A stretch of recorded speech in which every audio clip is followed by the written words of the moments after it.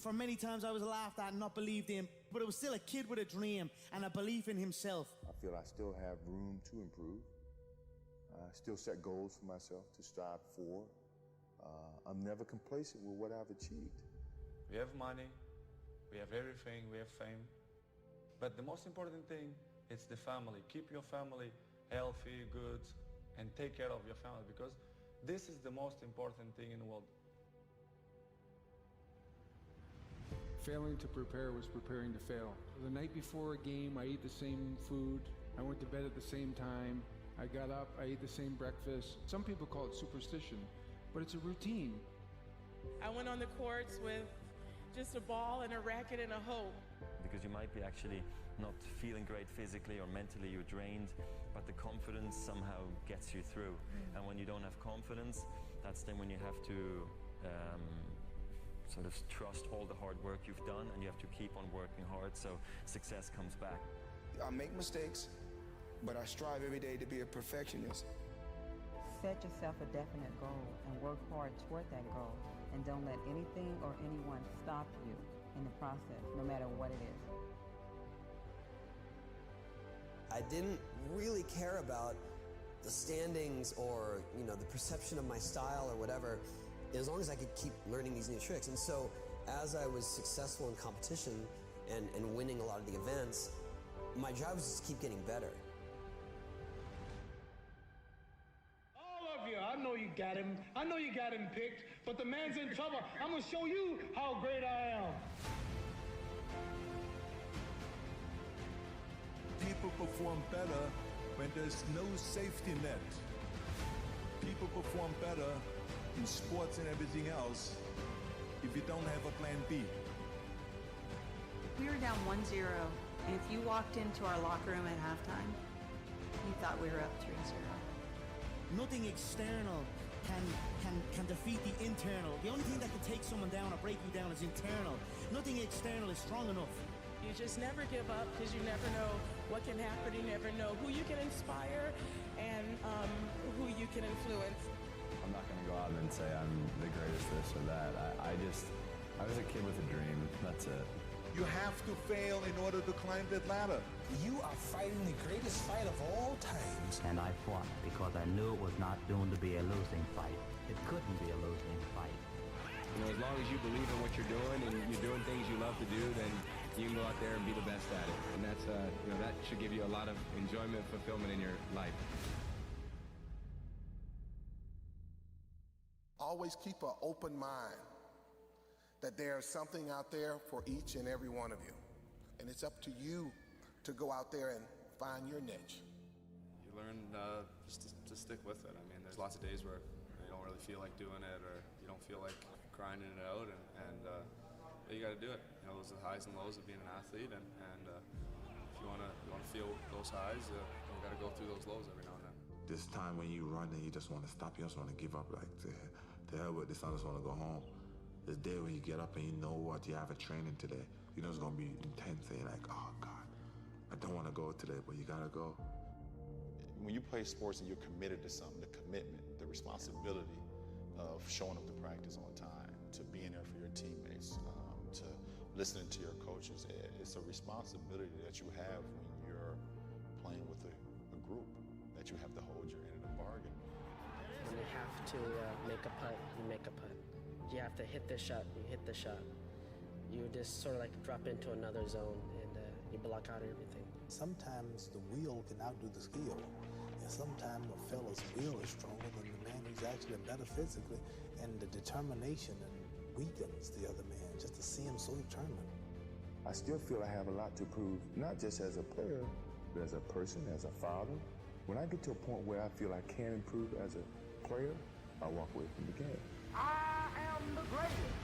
Hard f***ing work. You put it in, you believe in it, you will succeed. Everything was done to try to learn how to become a better basketball player.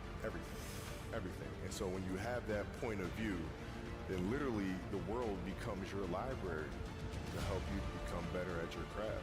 Some of the best athletes, the greatest athletes in the world, do things when they're uncomfortable. You just have to stay calm, because it's not finished until the last point, no matter how close you get. I've been working so hard. all my life to be here, and I was determined to get this. You gotta start from way down the bottom. You gotta let it grow up with you. And if you're successful and you try hard enough, you're bound to come out on top. Just like these boys have come to the top now.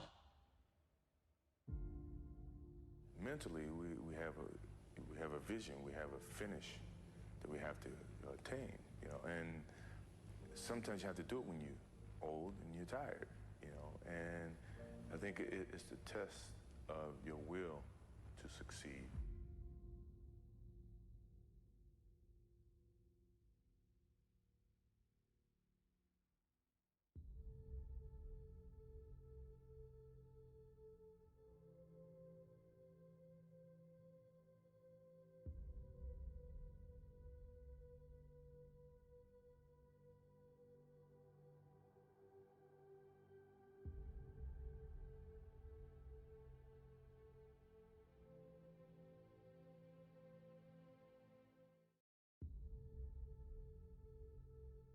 For many times I was laughed at and not believed in, but it was still a kid with a dream and a belief in himself. I feel I still have room to improve.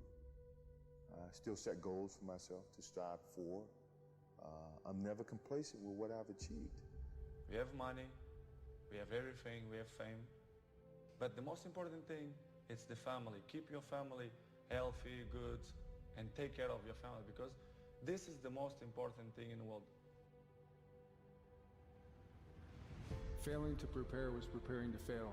The night before a game, I ate the same food. I went to bed at the same time. I got up, I ate the same breakfast. Some people call it superstition, but it's a routine. I went on the courts with just a ball and a racket and a hope. Because you might be actually not feeling great physically or mentally, you're drained, but the confidence somehow gets you through. And when you don't have confidence, that's then when you have to sort of trust all the hard work you've done, and you have to keep on working hard so success comes back. I make mistakes, but I strive every day to be a perfectionist. Set yourself a definite goal and work hard toward that goal, and don't let anything or anyone stop you in the process, no matter what it is. I didn't really care about the standings or, the perception of my style or whatever, as long as I could keep learning these new tricks. And so as I was successful in competition and winning a lot of the events, my job was just to keep getting better. All of you, I know you got him. I know you got him picked, but the man's in trouble. I'm gonna show you how great I am. People perform better when there's no safety net. People perform better in sports and everything else if you don't have a plan B. We were down 1-0, and if you walked into our locker room at halftime, you thought we were up 3-0. Nothing external can defeat the internal. The only thing that can take someone down or break you down is internal. Nothing external is strong enough. You just never give up, because you never know what can happen. You never know who you can inspire and who you can influence. I'm not going to go out and say I'm the greatest this or that. I was a kid with a dream. That's it. You have to fail in order to climb that ladder. You are fighting the greatest fight of all times. And I fought because I knew it was not doomed to be a losing fight. It couldn't be a losing fight. As long as you believe in what you're doing and you're doing things you love to do, then you can go out there and be the best at it. And that's, that should give you a lot of enjoyment, fulfillment in your life. Always keep an open mind that there's something out there for each and every one of you. And it's up to you to go out there and find your niche. You learn just to stick with it. I mean, there's lots of days where you don't really feel like doing it, or you don't feel like grinding it out, and you got to do it. Those are the highs and lows of being an athlete, and if you want to feel those highs, you got to go through those lows every now and then. This time when you run and you just want to stop, you just want to give up, like, to hell with this, I just want to go home. This day when you get up and you know what, you have a training today, you know it's going to be intense, and you're like, oh God, I don't want to go today, but you got to go. When you play sports and you're committed to something, the commitment, the responsibility of showing up to practice on time, to being there for your teammates, to listening to your coaches. It's a responsibility that you have when you're playing with a group, that you have to hold your end of the bargain. When you have to make a putt, you make a putt. You have to hit the shot, you hit the shot. You just sort of like drop into another zone and you block out everything. Sometimes the will can outdo the skill. And sometimes a fella's will is stronger than the man who's actually better physically, and the determination weakens the other man just to see him so determined. I still feel I have a lot to prove, not just as a player, but as a person, as a father. When I get to a point where I feel I can improve as a player, I walk away from the game. I am the greatest. Hard f***ing work. You put it in, you believe in it, you will succeed. Everything was done to try to learn how to become a better basketball player. Everything. And so when you have that point of view, then literally the world becomes your library to help you become better at your craft. Some of the best athletes, the greatest athletes in the world, do things when they're uncomfortable. You just have to stay calm because it's not finished to the last point, no matter how close you get. I've been working so hard all my life to be here, and I was determined to get this. You gotta start from way down the bottom. You gotta let it grow up with you. And if you're successful and you try hard enough, you're bound to come out on top. Just like these boys have come to the top now. Mentally, we have a vision, we have a finish that we have to attain, and sometimes you have to do it when you're old and you're tired, and I think it's the test of your will to succeed.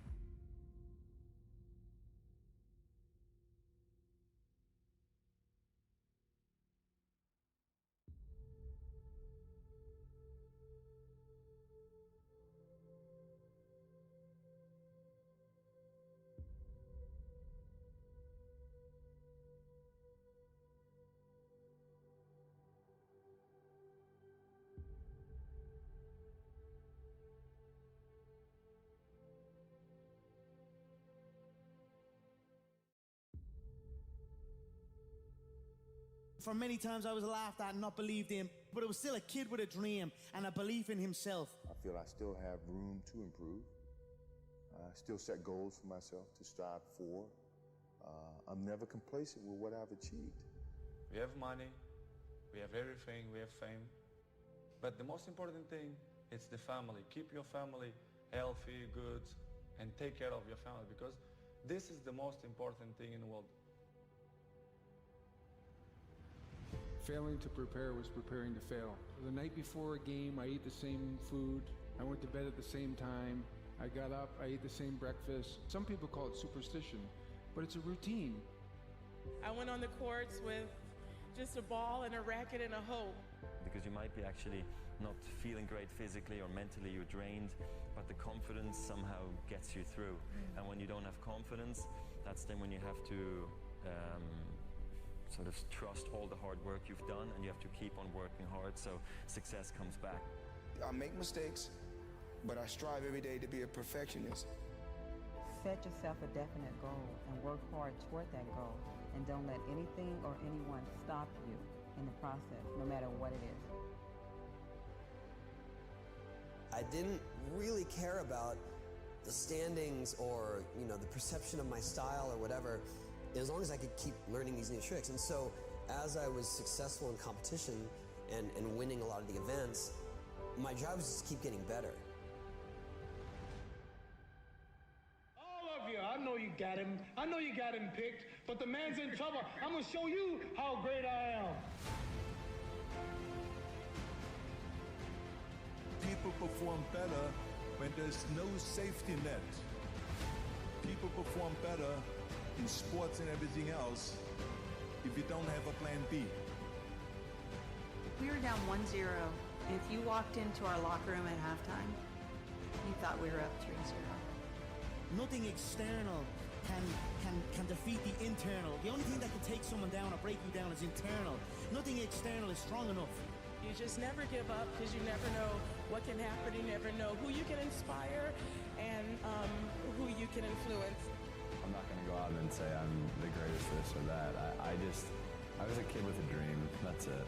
You have to fail in order to climb that ladder. You are fighting the greatest fight of all times. And I fought because I knew it was not doomed to be a losing fight. It couldn't be a losing fight. You know, as long as you believe in what you're doing and you're doing things you love to do, then you can go out there and be the best at it. And that's, you know, that should give you a lot of enjoyment, fulfillment in your life.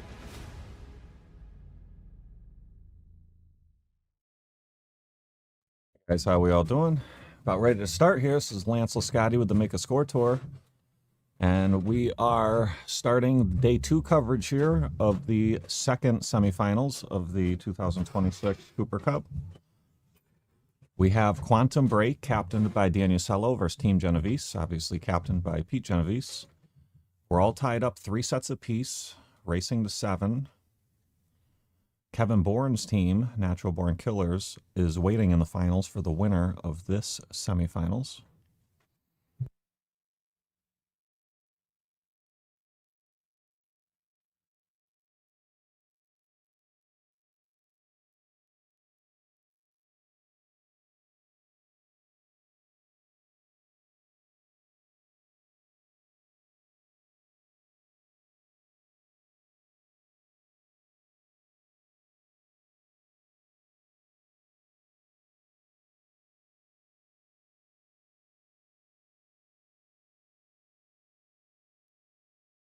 All right, sorry guys, just doing some last minute adjusting.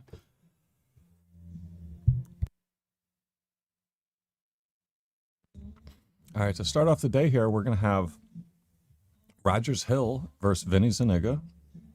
They're playing singles 8-ball, race to 5. Call the 9, 3 foul, push and jumping all allowed. So let's see. Vinny was, you know, most players will break from the wing here with a template. He's been breaking more center, and that wing ball is still flying in. I can't wait to go try this a little bit. Because normally that wing ball doesn't, it'll go from where he breaks from, but not every single time. But he's been getting it to work real good. So he could cut this in, but I don't know if it's worth the risk. Cue ball's going to be coming out hot. See if my drawing tool's cooperating today. Nope. How about now? All right, now we're in there. I think Vinny, based on that shot there, was trying to carom the 9 in the top left corner. And he's going to give up a look to Rogers. Rogers going to slow roll this one and play shape for the 2 in the same pocket. Watch out.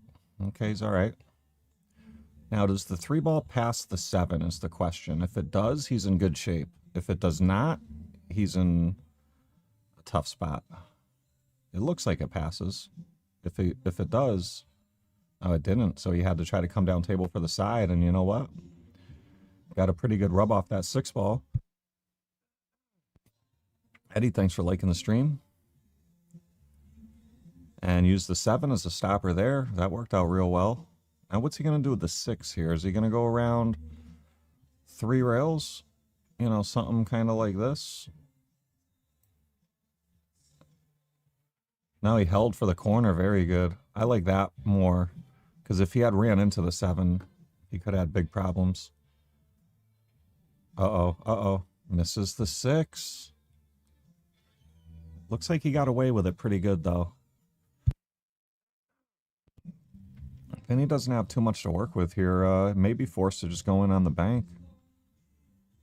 If he makes it, he probably will have a look at the 7. Depends what he does here. Let's see, that cue ball, if he puts a bunch of right on it, could end up down table. He played all safe. I think he was trying to catch the 9 a little fuller underneath and caught it a little thin. Roger's going to have to swing at this combo here. It doesn't lay great, but it lays okay. Good enough to take a swing at it, I'd say. Yeah, it wasn't easy.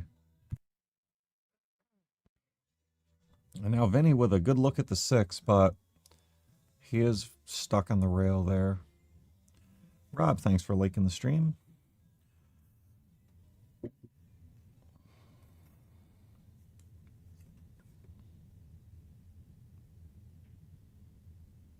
Big shot here.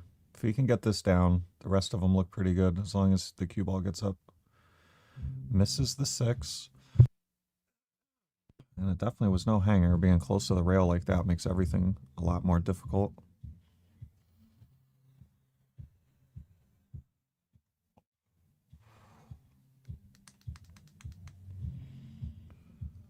All right, where's that 7 going to go? He's going to have a look. Position to the 8's a little tricky here. He's going to use some low right. Maybe come above the 8. Yep. Overhit it quite a bit, though. This is not going to be the look he wanted. This is real thin down the rail. There is a bank. He went with the bank. And, you know, looks like he got a pretty fortunate roll there. Vinny might be able to see the edge. I don't know if he can make it, though. He could try kicking and try to send the 8 this way. And more importantly, try to nuzzle the cue ball behind the 9, but it's very touchy. And if you fail to execute, you probably give up a hanger. Yeah, I think that's what he was either going all in on kicking the 8 in, or he was trying to get behind the 9, either or. It's tough to tell which one. If you're off just a little bit on that shot, it doesn't work out too well. But he was in a tough spot. He had to give himself a chance. And looks like Roger's going to strike first here, taking the opening rack. And he leads 1-0.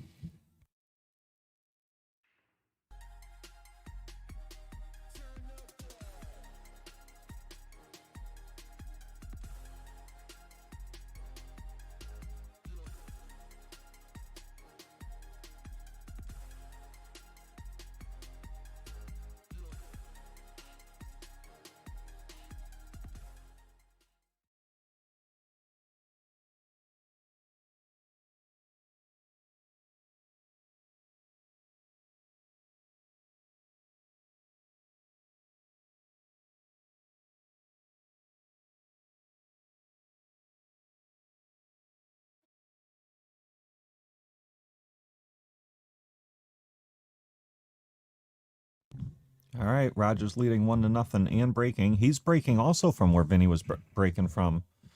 That's interesting. Now, did he 3? See, he broke dry. See, that's why that break's a little risky sometimes because the wing does not always go. Vinny's got it down. He's made the wing every time. I've seen him break 9-ball more inside the box like that. So we'll have to keep our eyes on that. Probably a carom on the 7 here. Thin the 1. You got to hit it real soft so you have a look at the 1 in the bottom left corner next. And hit it a little full.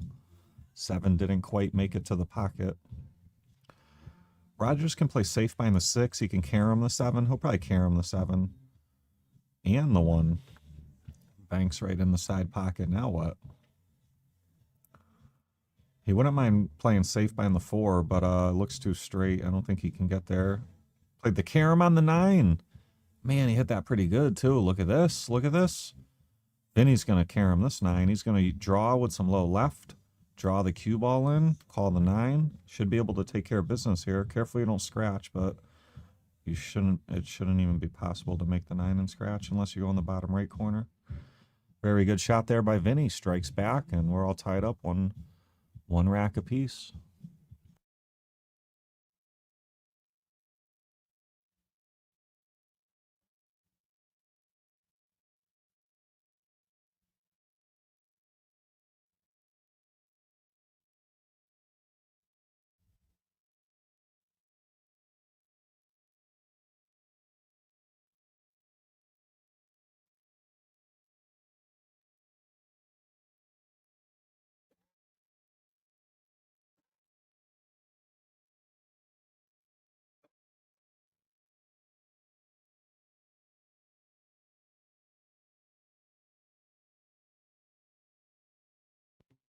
All right. All tied up, 1 rack apiece. All right, so here's Vinny breaking from inside the box again. Watch that 3 ball. He's been making it every time. Rogers just did the same thing and broke dry. Let's see. Oh, Vinny. Okay, so Vinny missed it this time too. But he made 3 more random balls. The one, I think, went in the side. That's a ball you can reliably make. But a little interesting on the breaking so far here.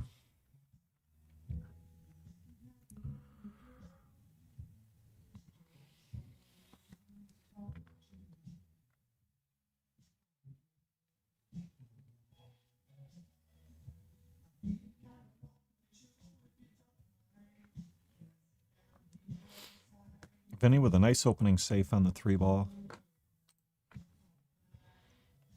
Definitely got Rogers behind the 9. Rogers does have a pretty routine 1 rail kick. Let's see what he can do with that.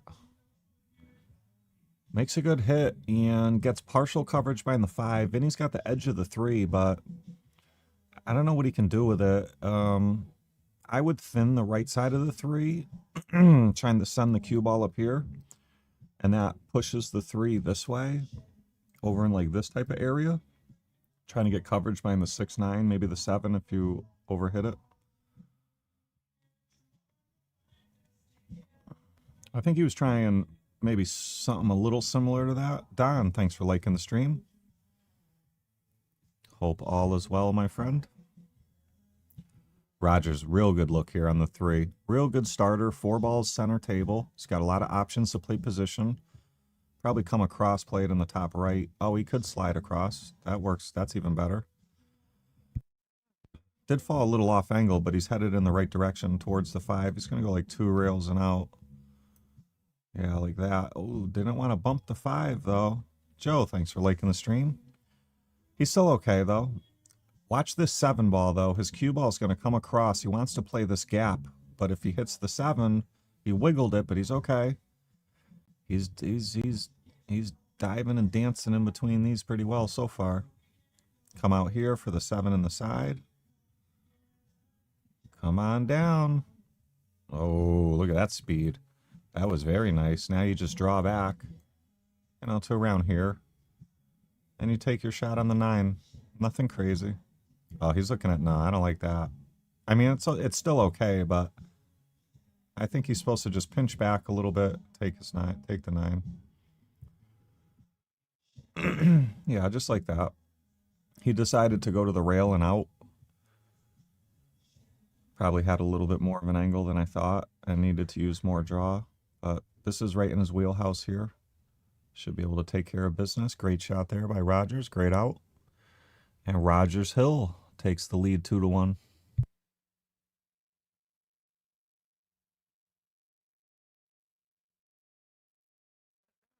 Take a little look at what we got to come here. So we are currently on match 7. The next match, we'll see Rogers going right back out there with his captain, Dan Usello. They'll be playing Scotch doubles 9-ball against Vinny, also going right back out there, and he'll be joined by Nate Johnson. That'll be Scotch doubles 9-ball, race to 5. And then we'll have Dan Usello versus Pete Genovese. That'll be a great 8-ball match.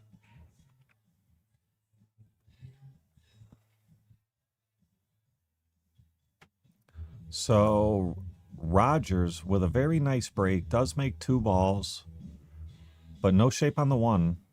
I think we're going to see a push here. Dan, about to jump on a plane to Tennessee. Have a fun trip, buddy. Traveling's always fun. Hopefully you're, I don't know what you're doing out there, if it's work or pleasure or pool or what, but hopefully it's pool and you have a great time and you make a bunch of money. That'd be nice. So looks like an opening push. Vinny could probably go off the left side of the 1 and try to get the cue ball out of there, back down table. Leave the 1 up there. Maybe it hits the 7 or the 4 and gets coverage. Let's see. Maybe he could bank it a little. Yeah, like that. Yeah. He did leave a gap, but this is this is not great for Rogers. He obviously has a look here. or here.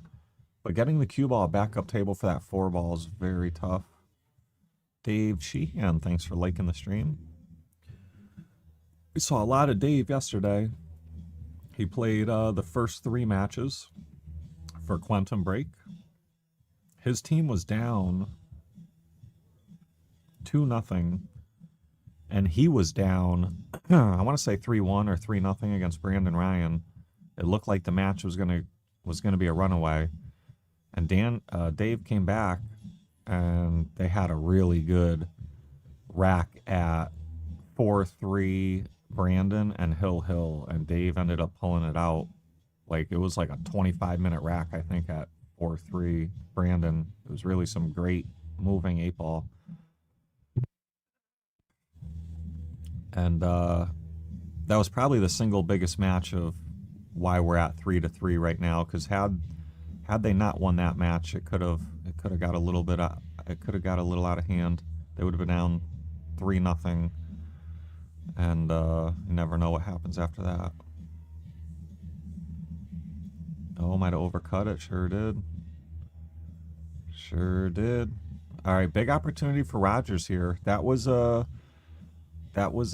out that Vinny was the favorite to make. He missed the 5, gave Rogers a look.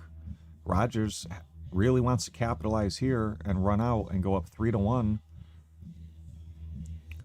This is a big swing. Remember, they are playing alternate break, so the lead is a little bit safer than normal because a player can't just get up there and break and run 2, 3, 4 on you.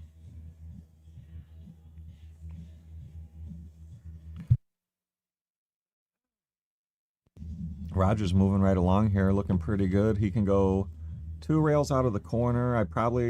Yeah, that's what he's going to do. Watch outside pocket.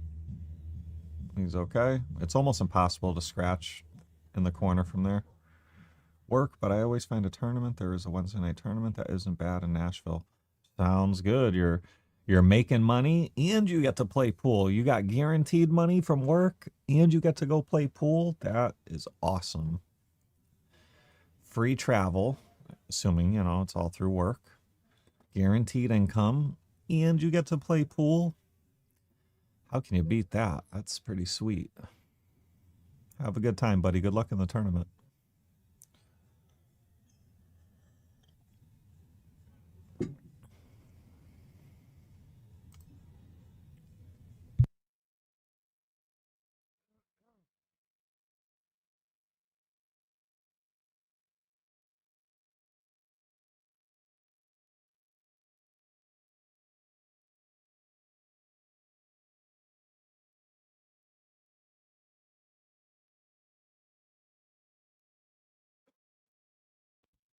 Players having a little chit chat about something. Not sure if it's just some playful back and forth or if it's something pertaining to the last rack. But all right, so let's see. Does Vinny make the 8-ball, the wing? Well, that one was very close, but it rattled. Made the 9 in the side. That's not a win. It will spot, and it will be Vinny's shot. This is called 9. Yeah, I'm really kind of surprised the players are breaking from anywhere in here. Anywhere in here. If you break from here or here, you're almost guaranteed to make the wing ball in the corner on the break, depending on which side you break from. But, even though he did not make the wing, if I could get this layout every single time, I'd break like that every single time because he's got a straight-in shot on the 1 and a very good 2, 3, 4, 5. And the 5 leads you to the 6 pretty well. It's just 6 to the 7. 6 to the 7 is like the hardest shot in this run out, as long as you don't miss a ball. Yeah. So I think he's going to be on pretty close to autopilot from here to the 5. You just got to go 6 to the 7, and then they lay pretty good. He did get a little weird. No, he's fine. He's perfect. And you come across here, you just have to guard against the scratch in the left side pocket. hit this however you, I would probably just slow roll it with right and then just be pretty straight on the 5. And like basically get to where he is now, maybe even higher up. Yeah, just like that. Nothing but right. You know you're going to come well short of the side, and you're going to have a good look on the 5. The only thing here on the 6 is anywhere but straight. And even if he stops right there, he's not straight. He'd like to come back up table a little bit farther. He's going to follow down and up. Yep. This is a very nice natural line. This looks like you cinch the 6 pocket speed, and you get natural, perfect position on the 7. Just smooth it in with a little bit of follow. And he should be real good on the 7. He is elevated a little with his arm over the 8 ball. Yeah, but he took care of that well. He fell a little short here. Would have liked to gone a little bit more.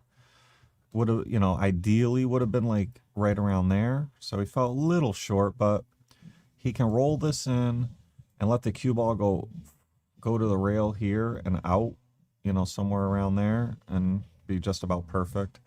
He might fall a little steep like over here, but that's okay too. Just roll it in. Yeah, just like that. Got a little close. Yeah, perfect. Perfect. Got a nice angle. He can pick either side of the 9. I'm probably going to the left side of the 9 personally. If you go the way he went, sometimes you end up on the rail. But he got perfect. And looks like Vinny, he's not going away here. He says, I'm here to play. He made a very nice out here. And that's going to bring us a 3-2 in favor of Rogers Hill.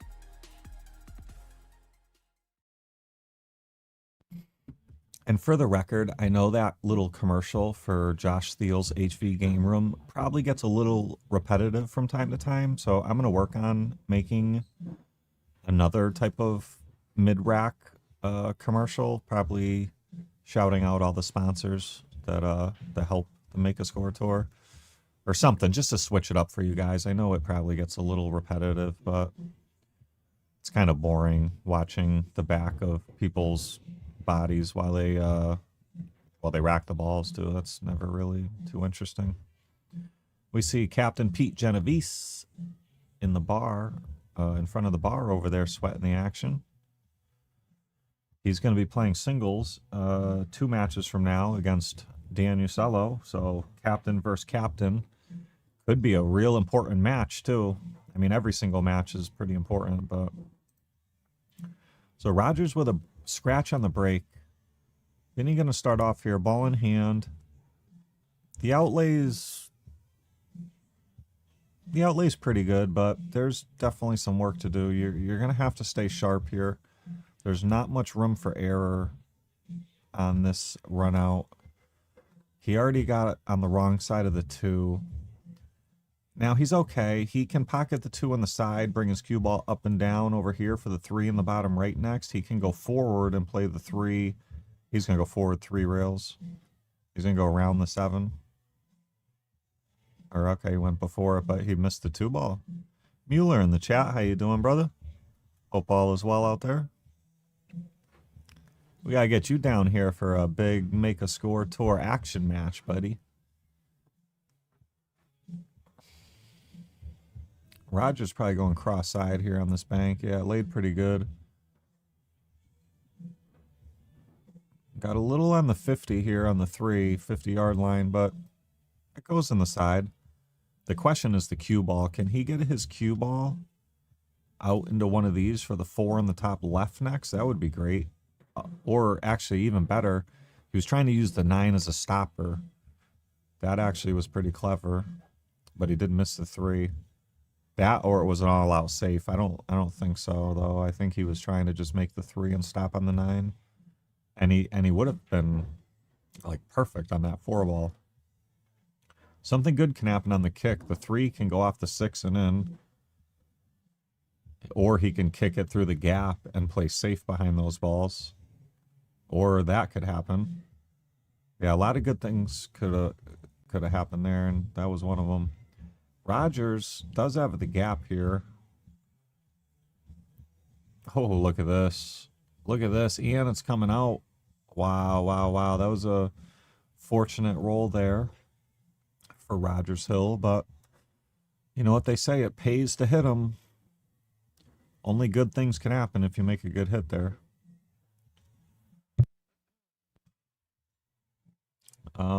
Does that 4 pass? If the 4 passes, he's in pretty good shape, assuming the 5 goes up the rail, which I think it does. I think he's got just enough on all of this. Oh, okay, so he had to go above, and this is no good, because let me tell you, if you try to cut that 5 in, cue ball's going into the 6 and most likely into the drink. Now, if the 6 goes to the rail, it does have a chance of double kissing the cue ball and saving you from the scratch. All right, so he recognized the risk there, and he is going to give Vinny a shot here. Vinny can he can come like over here or over here and take a really tough shot in the 6 in the top left corner, but I like some low left coming out to the rail and trying to come up here. I think that's the move, and I think that's what he's trying. Careful you don't spin up all the way to the corner. This spin really wants to take off on you. And that'll work. That'll work. He's still going to have a little work to do here. Cue ball is the concern. He'll probably make the object ball, but cue ball really wants to head over in this direction. Got to watch the corner. He'd like to fall like over here to the rail, to like by the diamond.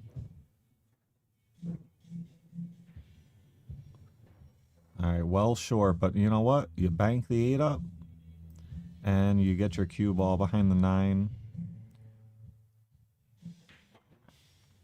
Oh, he's going to thin it. He's going to thin the 8 over here and send the cue ball up table. Yeah, just like that. Good shot there by Vinny.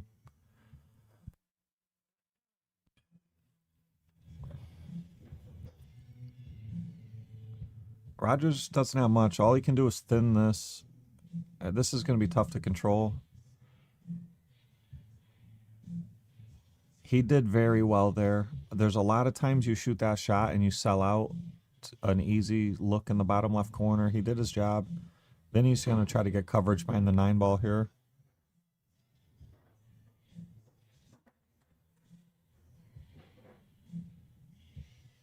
Really well hit ball there.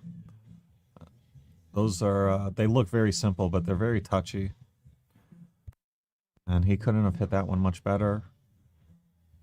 And look at the reward he got. Now he's got ball in hand, 8-9. Looks like we're headed for 3-3.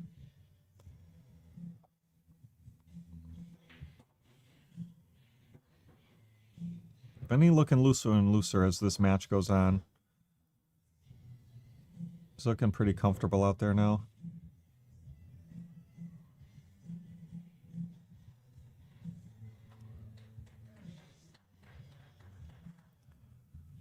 And Vinny plays a nice safe, gets ball in hand, runs him out. And we're all tied up, 3 racks apiece. Big set here. Both teams really want to start the day with momentum. And if you tuned in yesterday, you saw that, let's see, we played 6 matches yesterday. I think 3 out of 6 went hill-hill. And I think 2 out of 6 went 5-3. And I think 1 went 5-2. So most of the sets were very close. Matter of fact, I heard that the total racks won by each teams yesterday was either 27 versus 25 or 25 versus 23. It was separated by 2 racks. So we've had very, very equal levels of play here. It's been a dogfight. So here we go with this break again.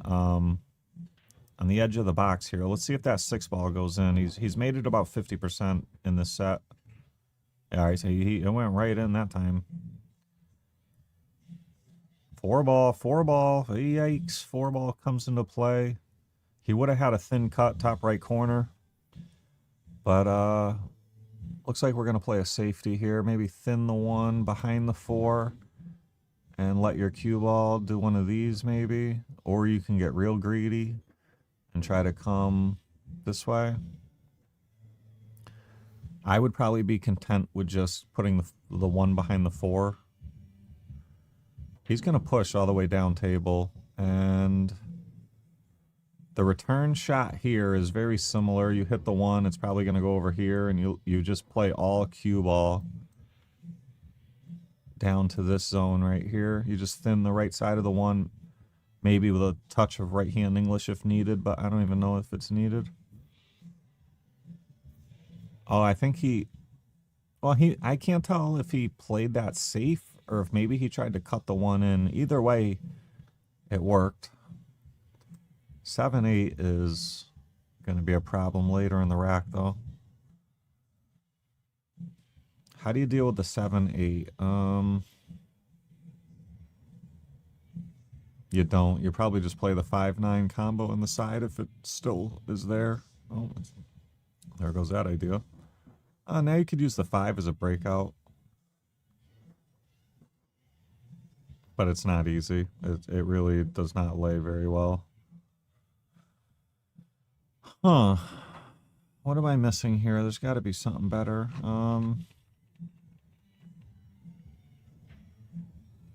Rogers must have a plan. He could have used it off the 2 with the 3 hanging like that. He could have tried to, but he doesn't have the angle. All right, so 3-4. What's he gonna do? So if he got to like here with the cue ball, he could shoot the 5 and break them open with the cue ball. But that's a hard window to get to. Bob, thanks for liking the stream. So he's gonna say, let me get here, shoot the 5, follow the cue ball to the rail and into the 8-7 and try to manufacture something. The problem with this is it's so hard to get the perfect line on position. Like this right here. He had such a small window to get to, and he might have got it. I think he did. And if not, you just go below the 7 and play safe. Yeah, like this.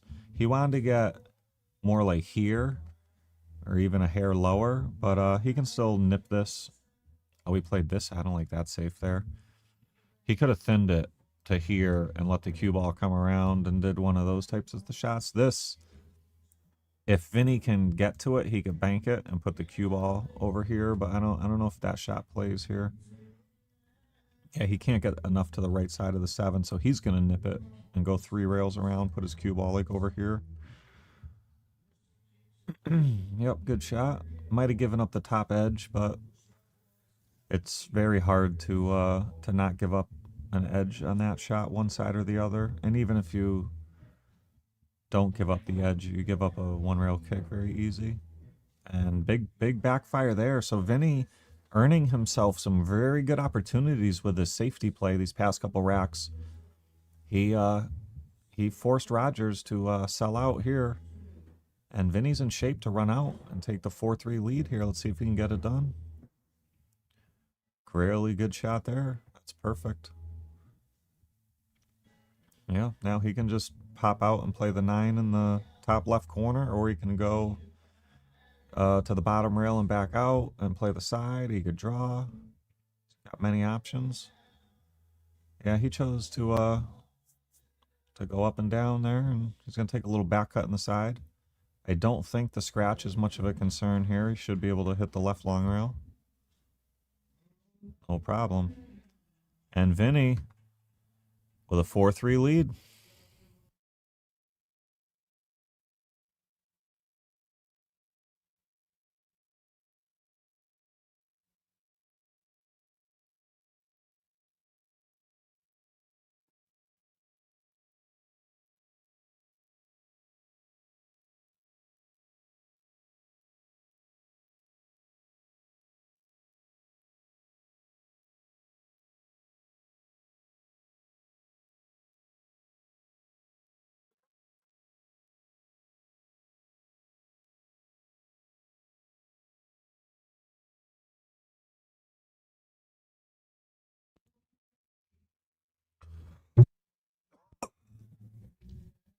Rogers with a dry break.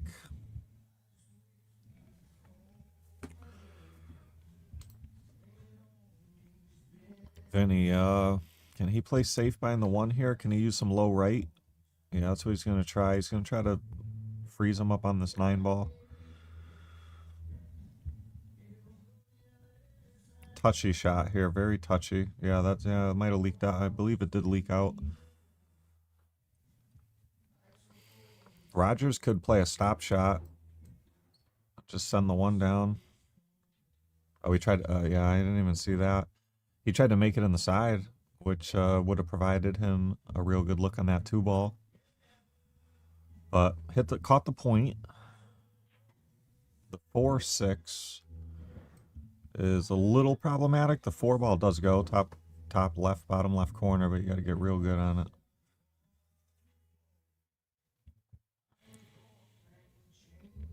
All right, so Vinny's going to have to play what I call pro side on the 3, which is the super short side. He's going to have to play the 3 top left next. The issue is, how do you get from the 3 to the 4?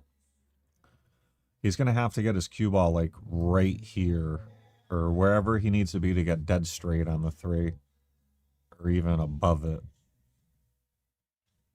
And then he could follow forward and play the 4 in the bottom left. Yeah, that's not great. He's probably going to have to put some left-hand English on this. Pocket the 3. Cue ball goes into the 7, and then the left will spin you towards the 4. But it's very touchy. You might even miss the 3 trying to load it up. Yeah, see, he put that left-hand English on it. Almost got, if he didn't bump the 9, he would have been about perfect. But he got a pretty bad bump on that 9. And all I really see is a kick, which is going to be very difficult with that 6 ball partially blocking. And he's going to have to go this way, I would assume. I don't really see anything else. Maybe he could go this way. Possibly with some, go beyond the 5 with some left-hand English and shorten it back up. He's going to probably push the 5 down here or something. Oh, he's going to try to put it here. Yeah, you know what? That's a pretty good shot there. Well, I don't know. Hey, Joe Motique in the chat. How we doing? So Rogers has options. He could just play the safe if he doesn't like going 4 to the 5. That's what I think. With this angle, that's most likely what he's doing. Just going to play safe behind the 6. Yeah.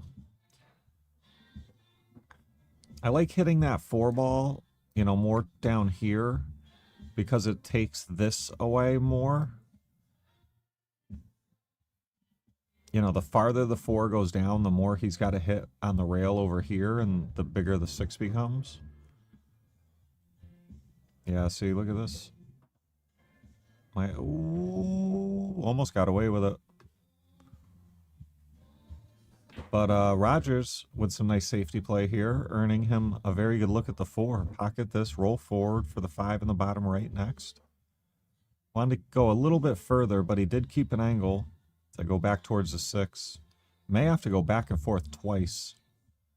Oh, he ran into the 8 as a partial stopper. That was well done.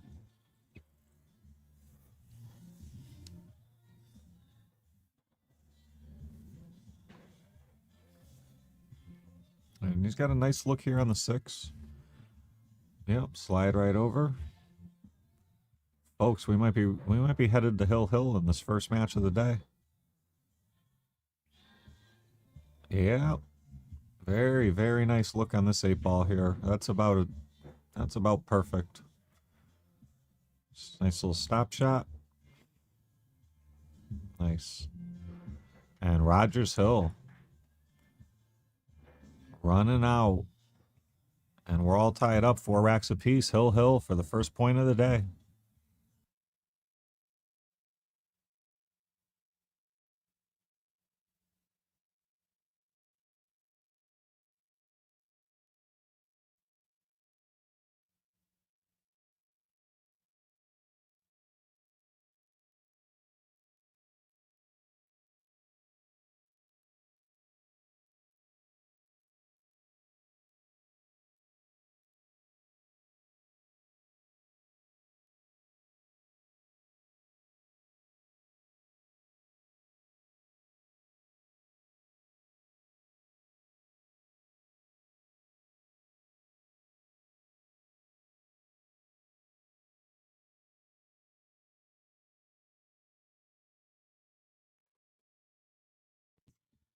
Yes, jumping is allowed, Don.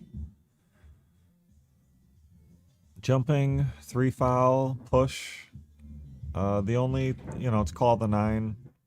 That's the only thing. They're allowed to break from wherever they want as well. I've been very surprised that both players here have been breaking inside the break box, the match room break box. But that's not enforced in this format. Let's see if Vinny can make the 6, the wing ball in the bottom left corner. He's been about 60, 75%. It went right in that time.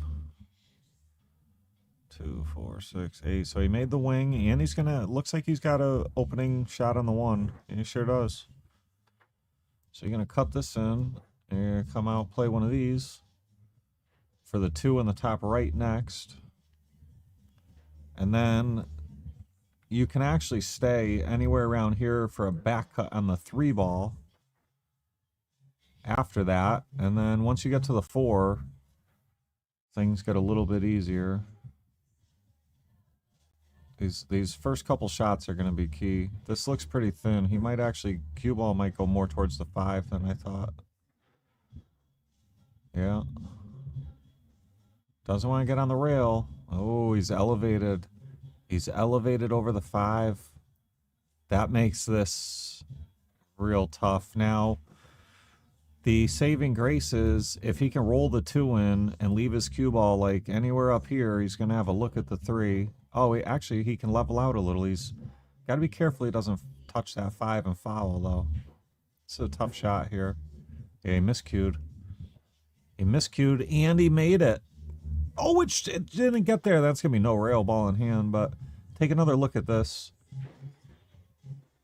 Maybe not. Maybe my instant replay is not working. Let me just try that again to see. Yeah, I don't know what's going on there. Maybe instant replay struggling a little. Oh no, there it goes. All right, I don't know. Maybe that was just a little hiccup.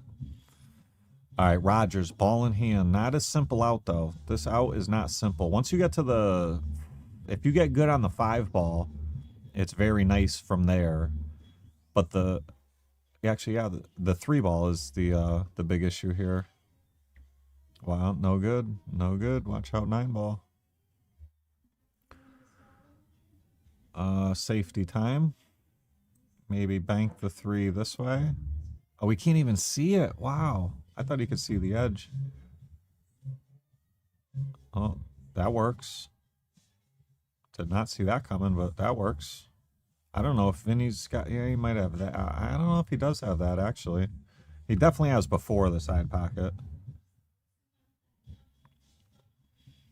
Yeah. Yeah, made a good hit. Barely, but it did skim the 3.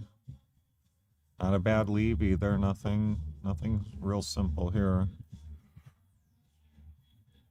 What do you do here?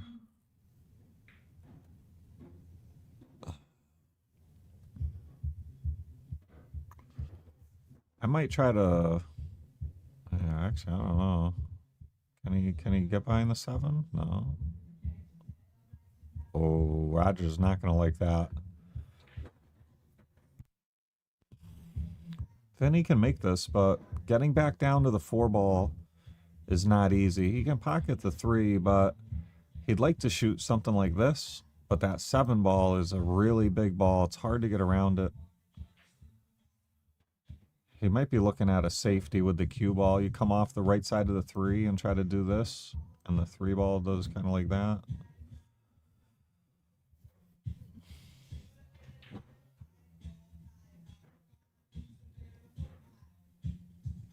Oh, almost really got him. He might have got a little unlucky. This combo looks like it plays. Might have to hit the left side of the 3 back.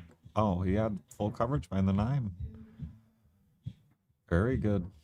Very good. So Vinny's safety play once again is doing the heavy lifting here. He forced Rogers to give up a look, and now Vinny's got a real good opportunity to run these out.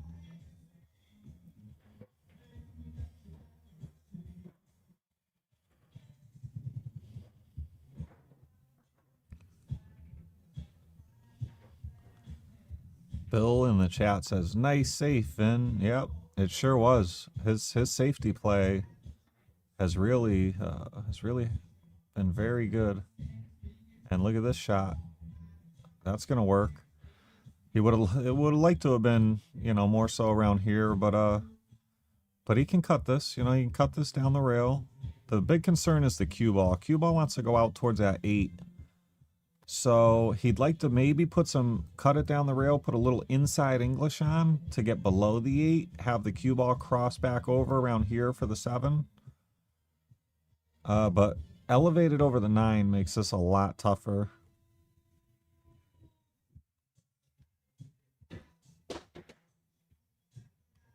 Wow, great job making the ball, but did get stuck behind the 9. 2.0 in the chat asking who are the teams. Check it out real quick. Check it out real quick. Check it out real quick. Okay, here we go. Look at this shot. If that gets to the bottom rail, if that gets there. Ooh, a little bit short. A little bit short. Made a great job just making a good hit there. That was not simple. But Rogers does have a look here, and he'd like to bring the cue ball up. You know, anywhere around this general area. He might go up and down if it's real thin. Yeah, maybe he should have went all the way up and down with the cue ball, but now can he play the 8 into the 9 combo? More importantly, the 8 goes into the side. Wow, just like that. And he makes both of them. Wow, what a fantastic shot by Rogers Hill. Man, what's going on with this stupid instant replay? It's not working correctly. That's unfortunate. But that was a very good shot by Rogers Hill to win that set. And that's going to put Quantum Break in the lead 4-3. That's their first lead that they've had in this 2026 Cooper Cup semifinals. So our next match, you know what, 2.0, if you're still in here and you still want to look, take a look real quick. Our next match is going to be Rogers and Dan versus Vinny and Nate, Scotch doubles, 9-ball, race to 5. You guys know the routine, quick 5-10 minute break, and we'll see you soon.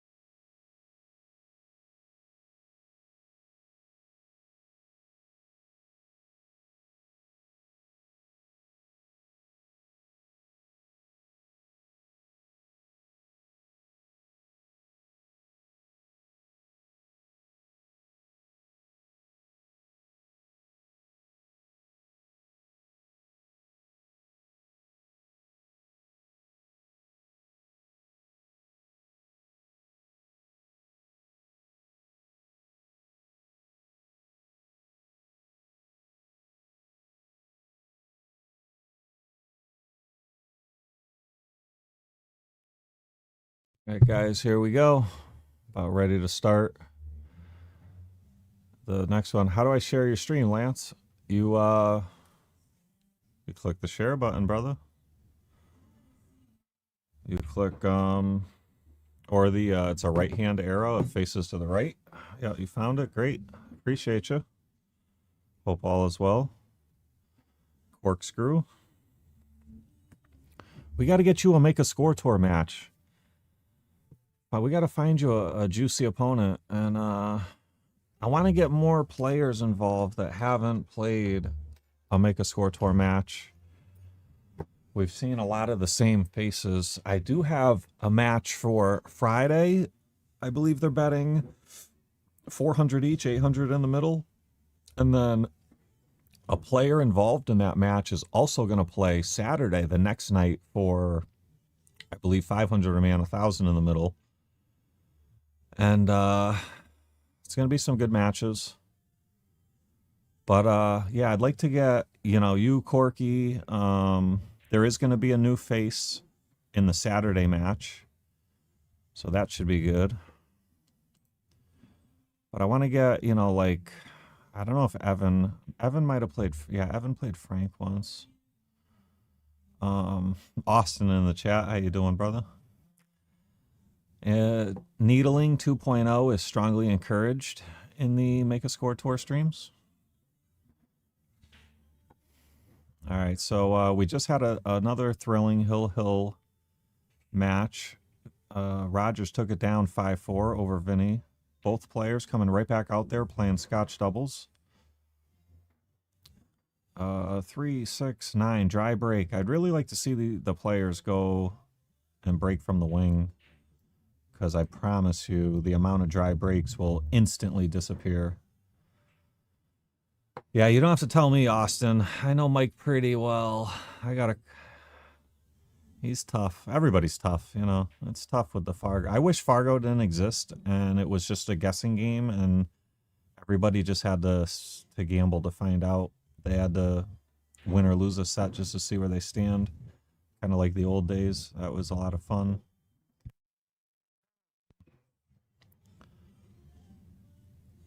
All right, so Nate doesn't really have much here on the 1. He's going to have to play a safe. Maybe try to use the 5-6-3 as blockers. I think he was actually trying to play safe there and accidentally made that 7 ball, I think it was, on the side. And he might be able to make this ball.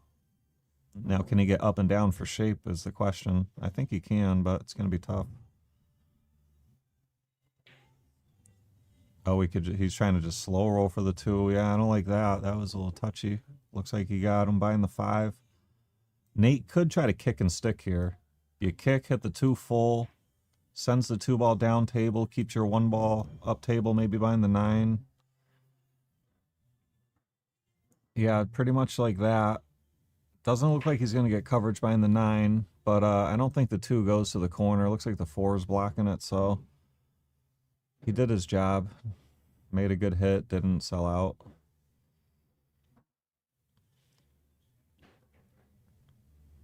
Rogers wanted to get that cue below the 4, but ran into it and is going to give a look to the right side or the top right corner. You're supposed to play the corner here, assuming the 3 goes to the top left. He could cut it in the side and go into the, maybe go into the 6, but I don't know. Then you're gambling. Oh, he missed. He hit the gap. Look at this, though. Hit the gap. And looks like Nate's going to have a look at the side. Cue ball going to go into the 6, though. It's okay, though. 6 should go this way. Cue ball probably goes into the 5 and probably leaks out around here for a good look on the 4. Oh, he's drawing it, so I don't know what's going to happen here. Oh, he played safe. That's going to work. He got him frozen up on that 5. This is going to be a tough kick. I don't see anything easy, that's for sure. There's something like this, but that's pretty tough. There's maybe, yeah, there's something like this. This is probably your best kick right here, something like that. You can get to the top right of the cue ball too. The 5's not blocking it. Yeah, this is definitely the best kick. And Dan hits it right on the money. Oh, watch out, cue ball. Watch out, cue ball. Ooh, gets a little fortunate there, but he did make a very good hit and got a pretty good reward there. Actually, you know what? This 3-ball does look like it passes. If it does, and Vinny can knock this one down. Oh, might have been playing all safe there buying the 4.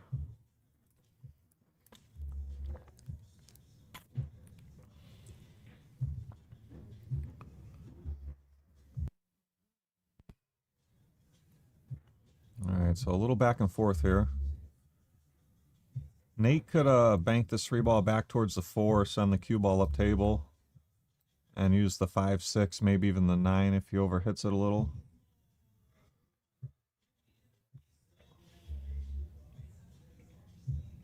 Went in on the bank, got a fortunate bump off that 8, but Vinny doesn't really have much on the 4 here.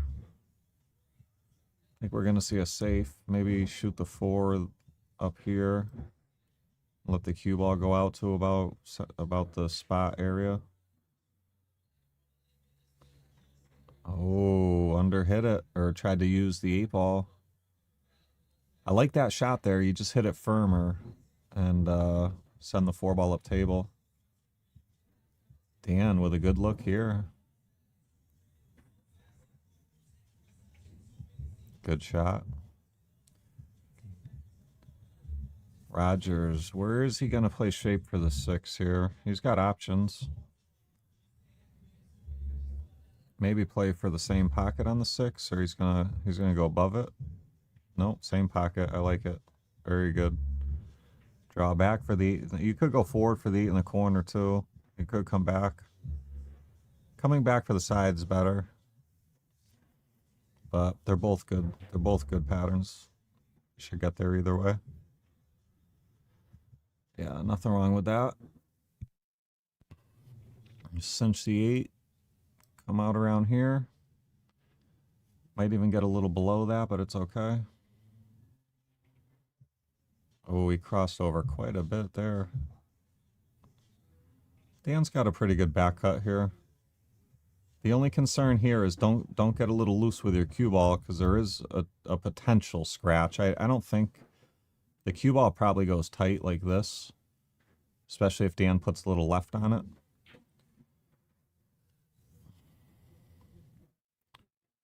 Should be okay here, but this is no gimme.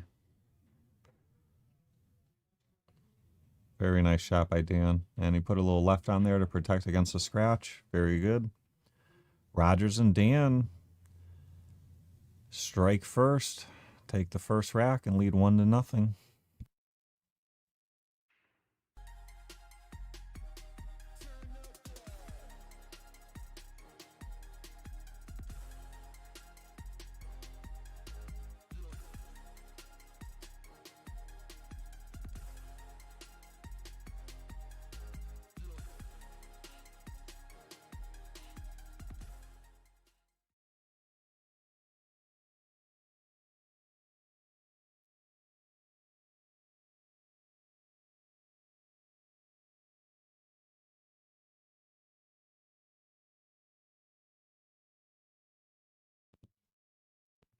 See where Dan's breaking from? This is where I would really like to see all the players break from in 9-ball. Yeah, see his wing went right in, the 1 went right in, the 5-ball looks like it's fluking in, but I don't think he's going to get a look on the 2. Yep. Yeah, that's trouble, but that's the randomness of breaking 9-ball.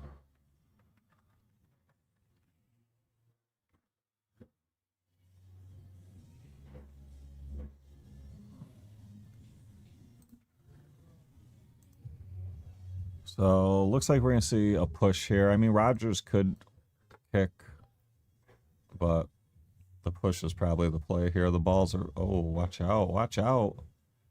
Wow, Rogers really overhits the push, and he's going to give up a good look here.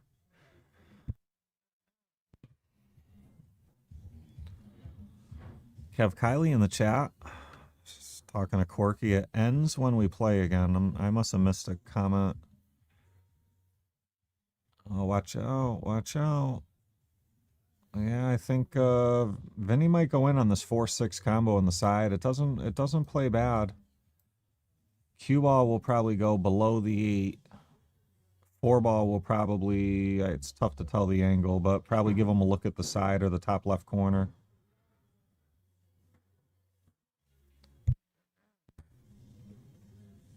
Oh, it had a downward angle. I thought it had an upward angle. This is tough. This is no gimme. Oh, I see, Kev. Yeah, this is the second half of the semifinals. I forget when the finals is. The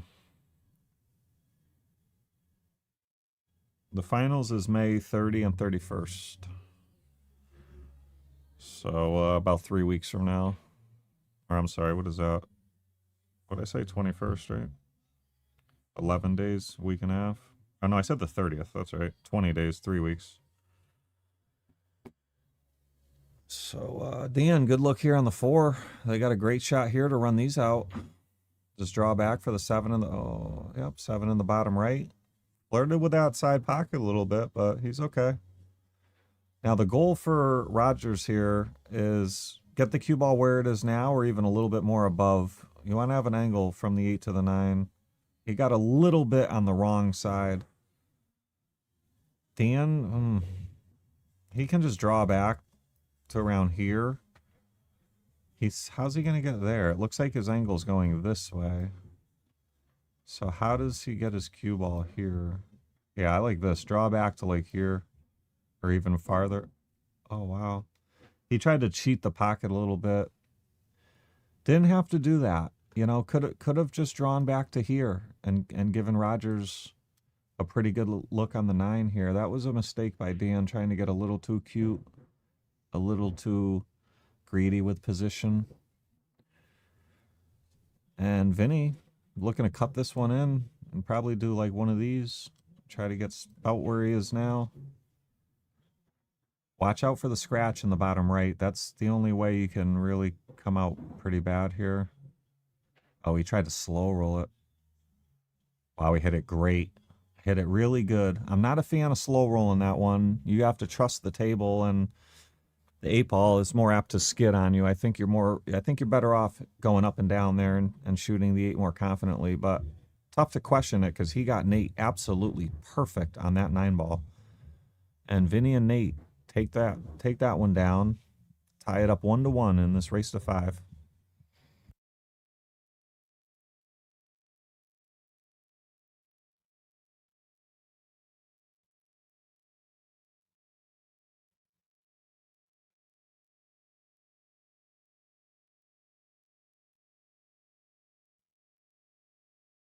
Kev Kiley asking, what matches are left? Take a look, brother. We are on match number 8. So we've got a juicy one. They're all juicy, but we got an extra juicy one coming up next, which is Captain Dan Usello versus Captain Pete Genovese in singles 8 ball. And it could be 4-4, where it's a huge point, or it could be 5-3 quantum break, and Pete could be playing to keep his team alive and try, they would really need that point. If they're down 5-3 and lose and go down 6-3, they'd have to win 4 sets in a row. So it would almost be as good as a do or die type of set. All right, good break there. Vinny can pocket the 1, but can he keep the cue ball up table for the 2? The problem is that 8 ball. Vinny's probably, I'd like to see him try to go into the 8. It looks pretty natural.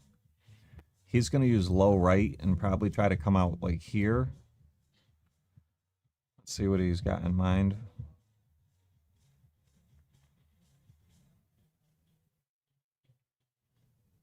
Yeah, he tried to really hold it, and that forced him to miss the 1 ball. Mike Hale asking Lance, do they blind pick the lineups? Nope. They they have some rules they have to follow. Every player must play one singles match, and then all the players play 2 doubles matches, but you can't put the same pairings out together. Like you can't put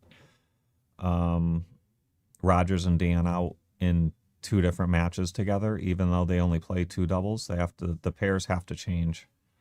So there's a couple little rules they have to follow, but the captain or whoever they elect on the team will create their lineup. Both teams submit their lineup, and then blind, they don't know who their player is going to face, and then that's how it's formed.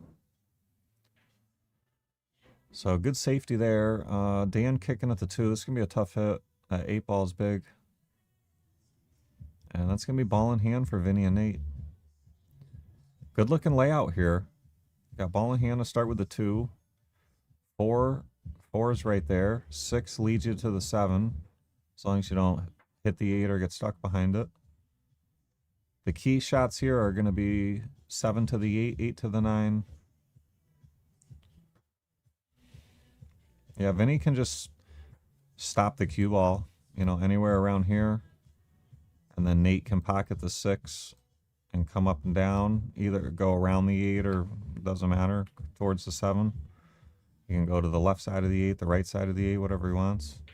Depends where he lays after this. Vinny might go to the rail and back out. Nope. He didn't have to.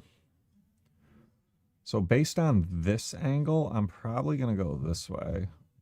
Probably to the rail and out. But he could definitely stay on the left side of the 8. That's up to him here.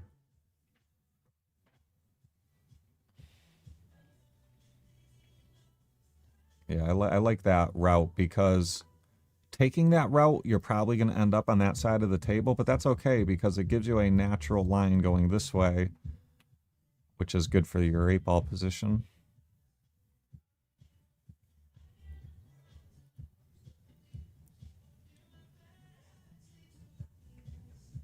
Good shot here, just anywhere but straight. And even if you do get straight, you can draw back, but this works out. He can pick the corner for the 9 here. He can have his cue ball go up and down this way. I probably would play it this way, but they're about the same either way. Yeah, nothing wrong with that. Would have liked to gotten a little bit farther down table, but he did his job. He gave his partner a good look. The only scratch Vinny really has to worry about, not worry about, but it's maybe guard a little bit against, is that. That kind of looks somewhat natural. He'll probably put some left on it and have the cue ball come well short of the side.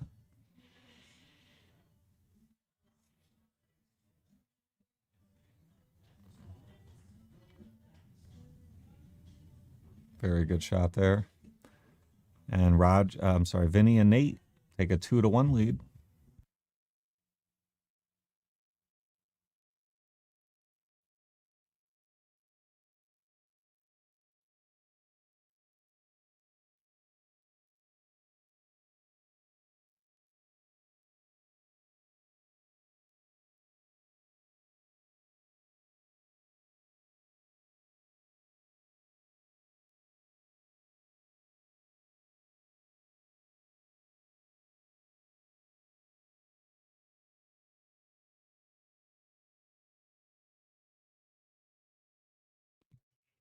All right, Rogers to break. Oh, breaks and scratches in the side. He's definitely not going to be happy about that. So let's see here. 3, 6, 8. Made a ball and scratched. So the 3, 7. I think you take ball in hand around here. You shoot the 1 in the corner. You let the cue ball nip the 3 over here. And then the cue ball leaks out this way, so you have a look on the 2 in the side. I think Vinny's on the same page here. Got to bump that 3 to the rail.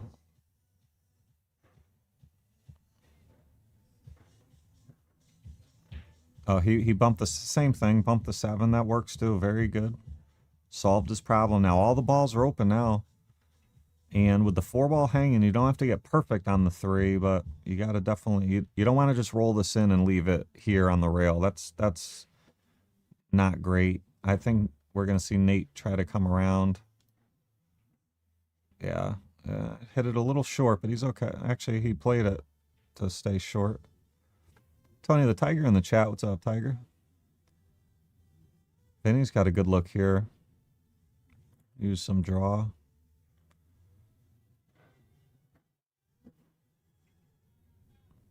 All right, so now little work to do here. Long, straight.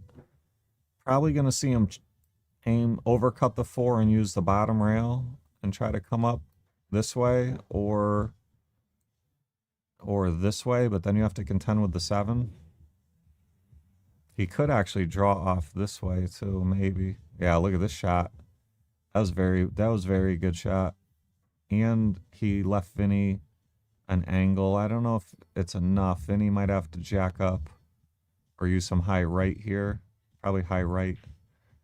Try to go 1 rail. Oh, that's nothing wrong. Why not? Yeah, that's a good shot too. Short side. Tiger, thanks for liking the stream. Yeah, roll the 7 in. Just a little bit of follow. You don't want the cue ball to go far down table. That's a little far. Tiger, thanks for sharing the stream. This is tough. I know it looks easy, but the problem with this is you cut the 8 in and your cue ball is coming over here. You got to watch the scratch on the side. You should stay below the side. But the 8 ball is very missable here, especially if you try to put some inside English on the cue ball. I don't think he has to, though. Yeah, see that it's very missable being off angle like that. And big opportunity now for Rogers and Dan. This is a huge rack too. 3-1 or 2-2 is big difference. Just draw it over. Probably to the rail. Probably all the way to the rail and out. Yeah, that works. Good shot there by Dan. Rogers should take care of business here. Looks like we're headed for 2-2. Just like that, all tied up.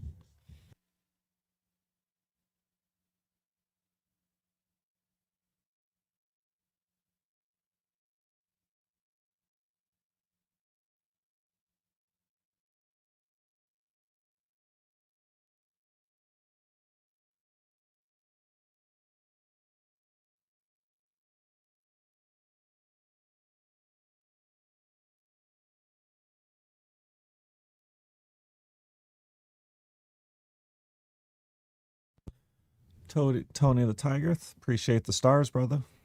Thank you very much.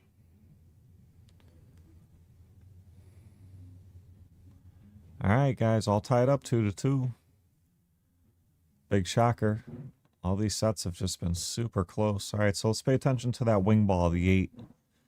We want to see if the 8 goes to that bottom left corner. He's been making it the majority of the times, but not every time. That one went right in, but lost the cue ball off the table. Big no-no, scratching on the break and not in template 9-ball especially, and both teams just did it. So big opportunity here. Look at this layout too. Vinny made 2 balls on the table, so only 7 remaining. Ball in hand, 1-2. Plays real easy, and then the only touchy shots here is right now 2 to the 4, 4 to the 5, 5 to the 6. These next 3 shots, there's 1 down, and Dan did pretty good.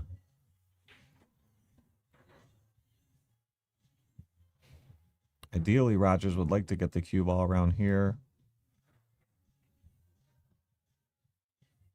This works really good too. This is the other side. He went to the other side of the 5, so now Dan can pocket it and have the cue ball come over to the right long rail.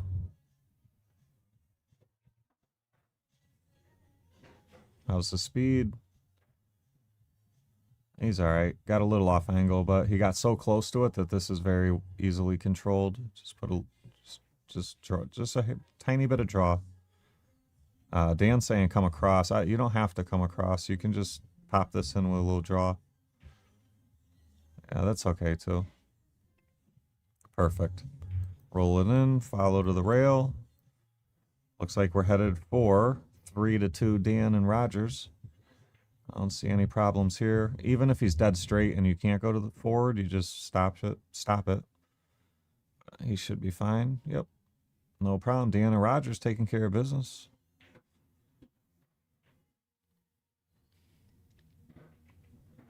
And take a 3-2 lead.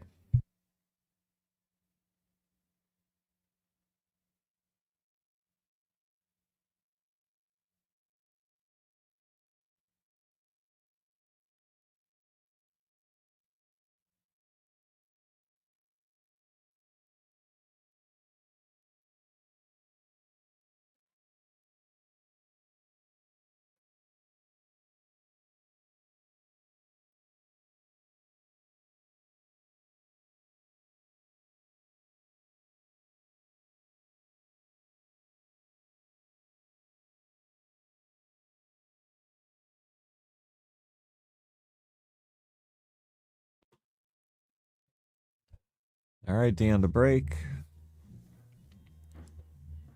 His team is winning 3-2 in this set, and 4-3 in the overall race of 7. Is that one ball a go? I don't think so. It's close.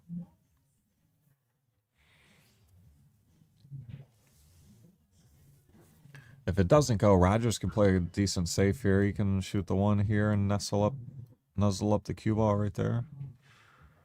Oh, he tried to make it.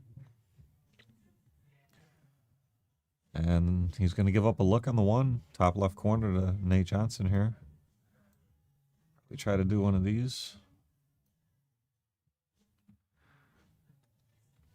Might be able to go one rail. Something like that. I think the right-hand English probably plays better. He did too. That works. Got a little back cut here. Send the cue ball around.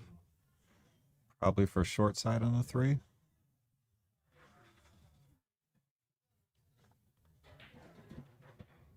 A little steep. If it, actually, you know what? It looks like it goes on the side, and if it does, looks like he's got an angle to be able to make it and go in between the 8-9 or probably below the 8 for the 4 in the top left next. But tough shot here. Thin cut into the side. Oh, yeah. I'm sorry. Thank you, Sydney. I do that every once in a while. All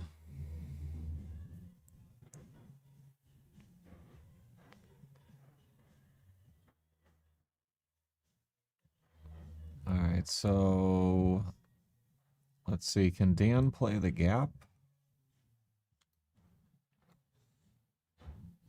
The kick, yes. If you can't play the gap, there's not too many great kicks. He might be able to go here with a bunch of low right and shorten it up.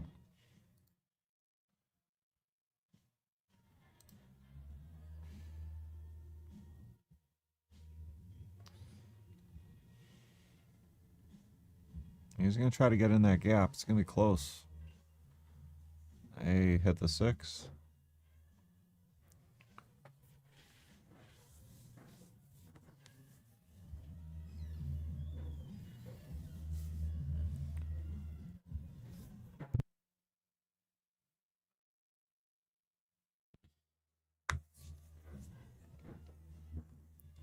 So ball in hand for Vinny and Nate. They'd really like to run these out, tie it up 3-3. Don't want to lose this rack, go down 4-2, that's for sure. And so far, so good. Gave Nate a little bit of an angle where he can roll forward for the 6 over around here. He could even draw and come out farther.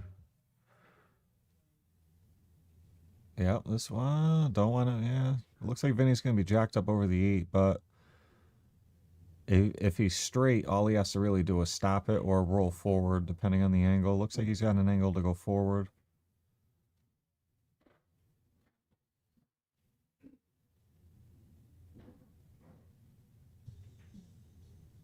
Oh, tried to cheat the pocket a little bit and missed the 6.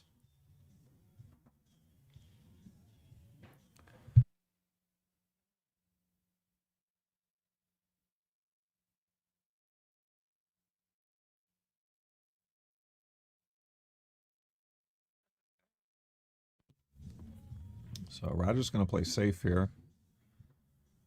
He's going to give up a shot. It was not an easy safe. And Nate's going to have a look. Position could be a little tricky here.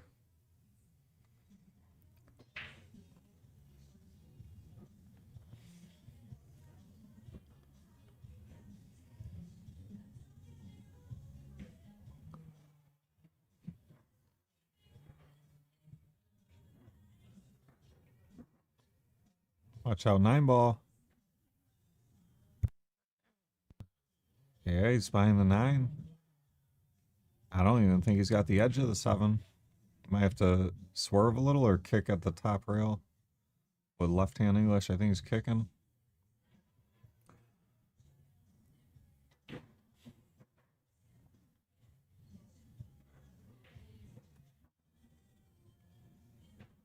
And he's going to leave a shot. Dan Usello and Rogers Hill coming to the table on the 7, looking to lengthen the lead to 4-2.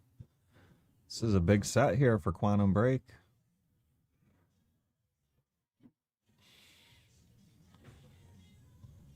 Speed looks really good. Really good, yeah. Maybe a little long, but it looks pretty good here. Rogers looking to just pocket this 8, stop there for the 9 on the side. Just like that, well done. Rogers and Dan looking primed to take a 4-2 lead here. And they reach the hill first, leading 4-2.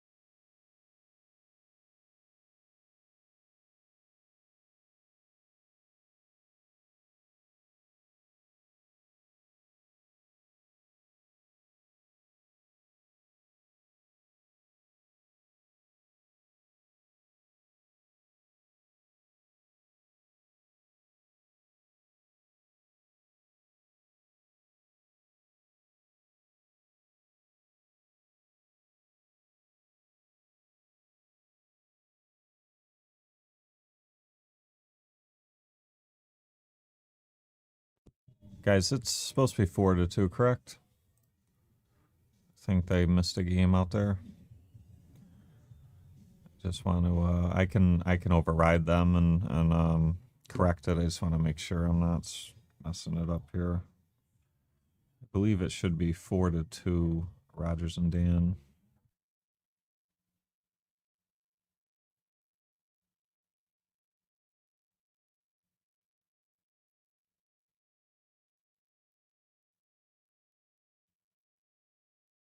Yeah, I just looked at the replay. It should be 4-2. I'm going to correct that for them.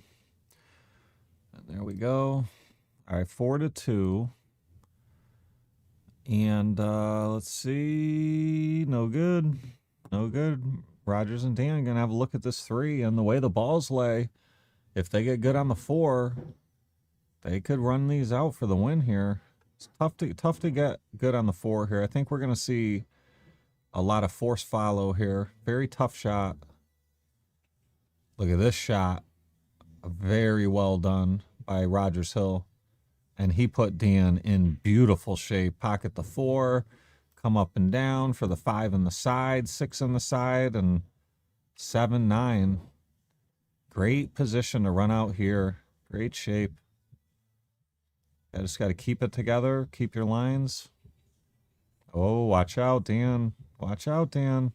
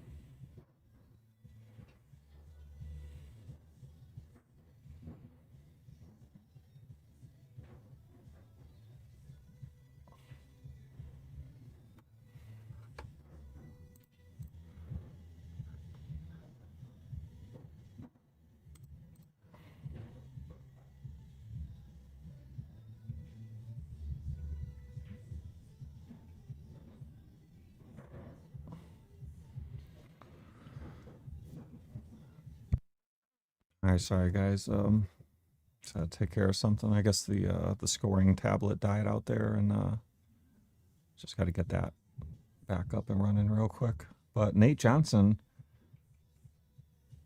overran this a little bit. Well, definitely overran this, but Vinny's gonna have a look at the side. It's a little steep. It's not what he was hoping for, but it is a look.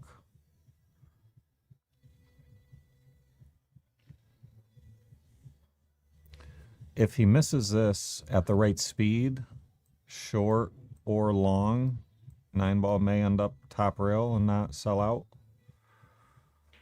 Probably not, actually, now that I look at it. It'd probably go towards that right corner.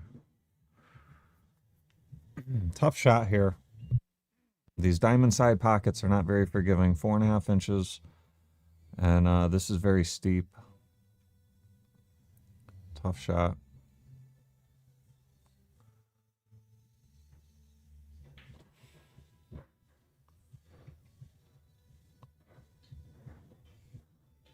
All right, so it was tough, missed it.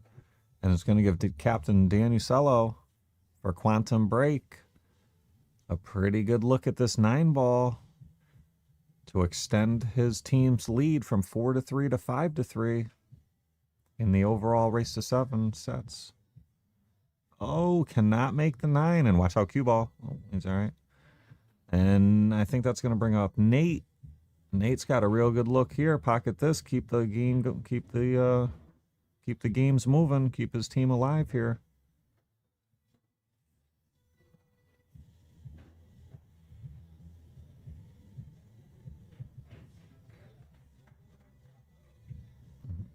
And Vinny and Nate still alive, trailing 4-3.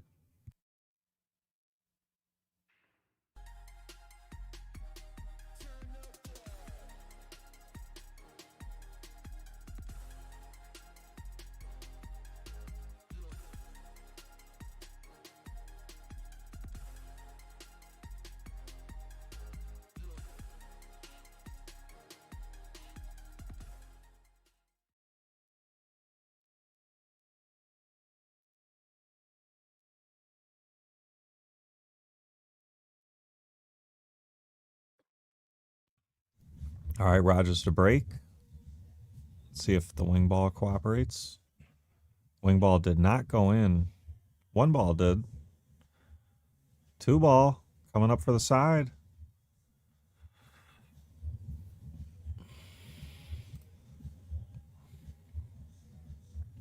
He's got the 2 on the side or the corner. I'd like to see him pocket it in the side and maybe go into the 5 as a blocker, as a stopper.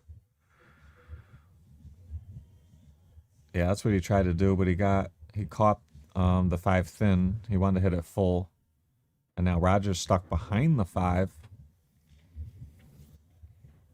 Not really any good kicks here. Normally you would kick this way, but 7 ball in the way. So he's going to have to kick like this. Yeah, that was tough. That was not easy. All right, ball in hand, wide open for Vinny and Nate. They'd love to run this out and force another hill-hill match. Let's see, what's going to be the key here? 3 to the 4s routine. And he got a very good angle to go 4 to the 5. 6 is right there. 7 to the 8, 8 to the 9. That's going to be the keys here. They should handle this 4 and 5 and 6 pretty well. This is the key right here. He's got to get him good on the 5. But he's got a nice angle. Just he overhit it a little. Yeah, he sure did. So he got on the wrong side of the 5. Now, can Vinny swing around 3 rails, maybe? Do something kind of like that.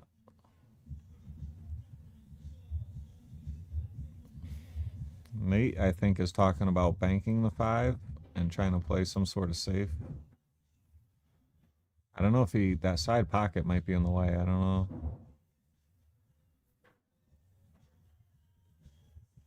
Vinny's looking at, I think, the first shot we talked about, making it and trying to swing around 3 rails.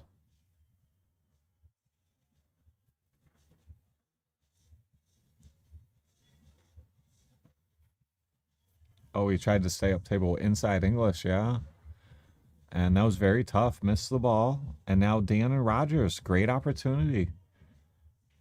5, 6, 7, all pretty routine. It's just 7 to the 8, 8 to the 9. Big opportunity here.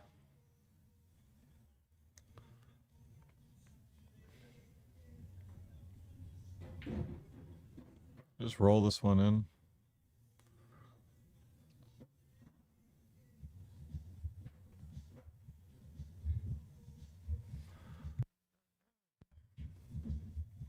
All right, so here's a key shot. 7 to the 8, 8 to the 9. These are the keys. It's just got to come out and get either, yeah, we want a little angle or dead straight. Ben, thanks for subscribing. Yeah, just pocket the 8, draw back. Get your guy, you know, somewhere around here. Yeah, well done there. And Dan Usello with a very good looking 9 here. Can he put this one down for the match? Taking his time, knows this is a big shot. This is a good look.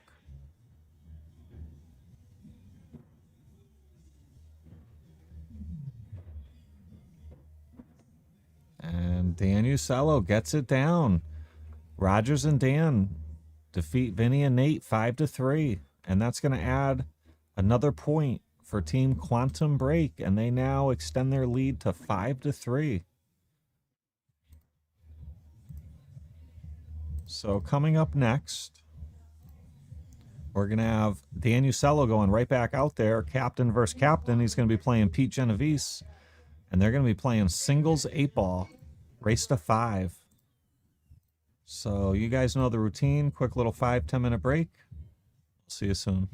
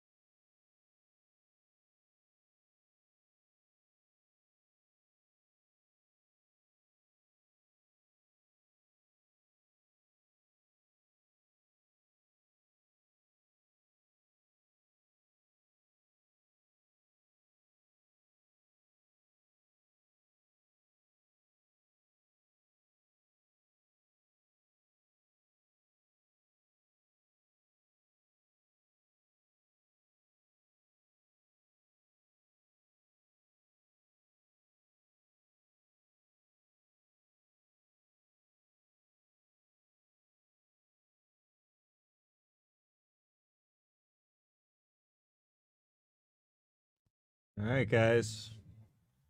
Big match coming up here. We got captain versus captain. Pete Genovese versus Dan Usella. Race to 5 singles 8-ball. This is going to be juicy. So, I know both players quite well. I'm going to tell you what I think's going on in both minds right now. Pete Genovese is thinking, I'm the best player in this event. I've got Dan by roughly 60, 70 Fargo points. We both know it. And I'm going to show you why I'm the better player. That's what I think Pete's mindset is. He knows his team is down 5-3. If he was to lose this match, it's ginormous. I mean, they'd be down 6-3. They'd be forced to win 4 sets in a row. It's pretty much a must-win for Team Genovese. Now let's think about Dan Usella's mindset. He's got less pressure on him. He's fortunate that his team has a 5-3 lead, so he knows it's not a must-win. It's kind of a free roll situation, but I guarantee you he's thinking, you know, I know I'm a slight underdog, but it's race to 5 8-ball. He's beaten Pete before. He's done it once. He can do it again. And he'd really like to put the dagger into Team Genovese here. So this should be this should be juicy. It's going to be the big thing to watch here. I think is going to be the break. Whoever breaks better, I think, is going to win. If either player can get a break and run or 2 in this set, it's going to be huge. Pete plays really strong 8-ball. It's probably his best game. So Dan does have his hands full.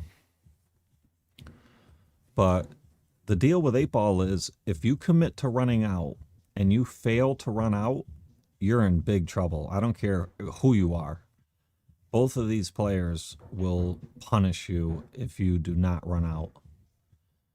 So Dan broke dry, and while there's no direct clusters, everything is pretty down table here. So this is going to take some pretty surgical position play to run out. This is one of those types of racks where Pete's probably going to try to run these out because they all do go. But if he gets funny and gets the wrong bump and gets out of line, you might see Dan end up cleaning him up. So this looks like it's going to be a do or die run out. It's either Pete runs him out or fails to run out, and then Dan will run him out. Pete got a little funny already. He still has the 15, though. He fell okay on the 15 in the corner. He can go 15, maybe try to play his cue ball around here to play this ball. This is his problem ball. Now, he does have this ball to help deal with it. Like, if his cue ball was to get here, he could pocket the 13, bump the 6 over here, and open this ball up. He's got a lot of options, but he's gonna have to play these delicately. So I think he was trying to go after like around here for this ball. Fell a little short, but he still has the 9 in the corner, and now he can draw down to here if he can. I think he can. Maybe he can go to the rail in this way, and then try to take care of these, and then save the 14 for last. Oh, he took the side. Oh, I see. Yeah, very good. So took the side and played the gap here. Very good. I didn't even see that at first glance, but yeah, that was the move. Now, the only question here is, can he go forward and keep his cue ball around here? Yeah, that was the concern there. All right, so fell a little. See, this is what I'm talking about. So now he's funny. If he doesn't get out here, he's going to be in a big underdog situation, and I don't really see anything to shoot at. I mean, he could try to jack up and slice it in. That might be his only shot. He could try to play a safe with the cue ball around here, but even if he executes it, I'm telling you, he's going to be in a bad spot. Dan just has to make a good hit just about anywhere. He could bank this ball up, try to freeze him here, but then Dan can just bring the cue ball over here and play safe. Yeah, that's what he's going to do. Or maybe he's... Yeah, this is a very tough spot to be in. There's really nothing good here. All right, so now if you're Dan, you're supposed to just play safe and shoot the 5 up and put your cue ball here behind the 6.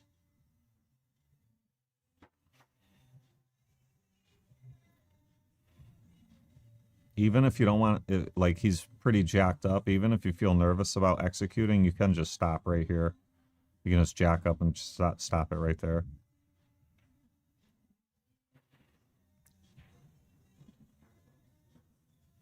Okay, I don't understand why he did that. Because he gave him a free look at the 14.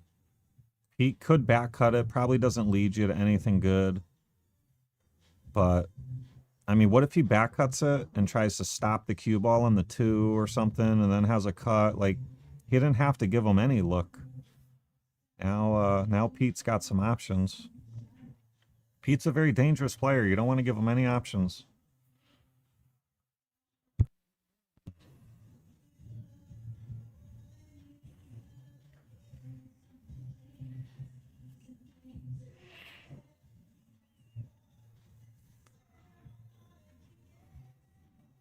Yeah, I think Pete wanted to get up table a little bit more towards about here, make it a little tougher. He gave up just a look on the 4. I don't see much else. If I'm Dan, I don't even know if I shoot the 4. I might just play safe. I might just bring my cue ball off the 3, about to where it is now. Or, you know, like up here or something. He's going to bank the 3. It's kind of a two-way, where if you make it, you make it, but if not, you probably don't leave anything. Yeah, that's actually dangerous. He could have left a bank, and Pete could have had a chance to steal that, but Dan has a look at the 2. It's not great, but it's not bad. If he plays his cue ball like this, then there's not really much that can go wrong.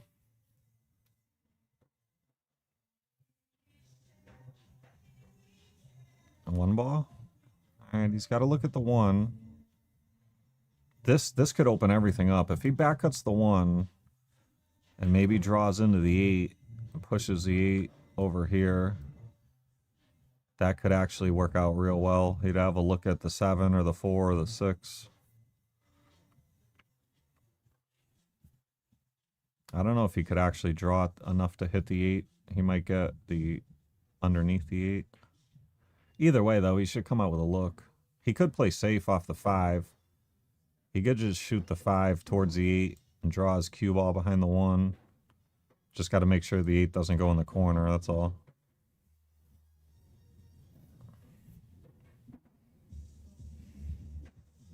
Oh, he's going to shoot the 5 and bring the cue ball up table in case he misses. Oh, he ran into the 7. Good shot there. Good shot there. Probably see him go the 7 now. 7. Come down for the 1. Then shoot the 4. Then shoot the 6. And then the 8. He's going to take the 6 now. What's his next ball going to be? The 1. Okay. This works too. Now he's probably going to go 1, 4, 7. No, now he's looking at the 7. The 4 ball is just a little... I mean, it's not tricky. It goes everywhere, but... I don't know if I'd save that for the last ball. Yeah, there's a lot of ways to run these out. Yeah, this was my preference. 1, 4, 7, 8. He can either... I'd like to get on this side of the 7, so he can go up and down towards the 8. But he may have to go to this side. Yeah, no, he's all right. He got a little straight, but looks like he can draw back for the 8 in one of the bottom corners. Perfect. Perfect. Dan Usello striking first here.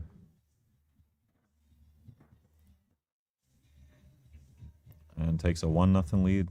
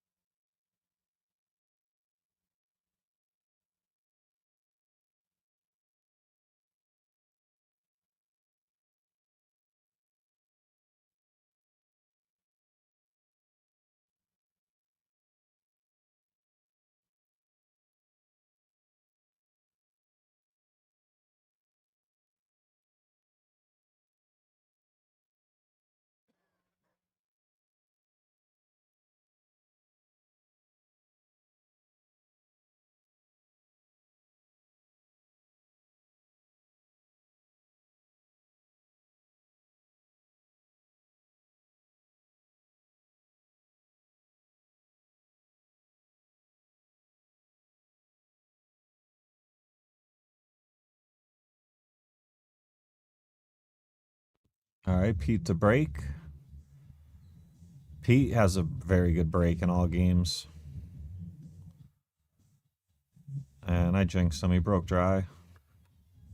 Hit him square. Maybe didn't rack him great because you see quite a large cluster around here. Maybe wasn't a perfectly tight rack. So Dan, let's see what looks good here.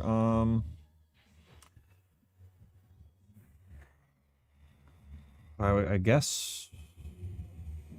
I mean, I don't know. Stripes has a big problem here. He could maybe go into him right now off the 9.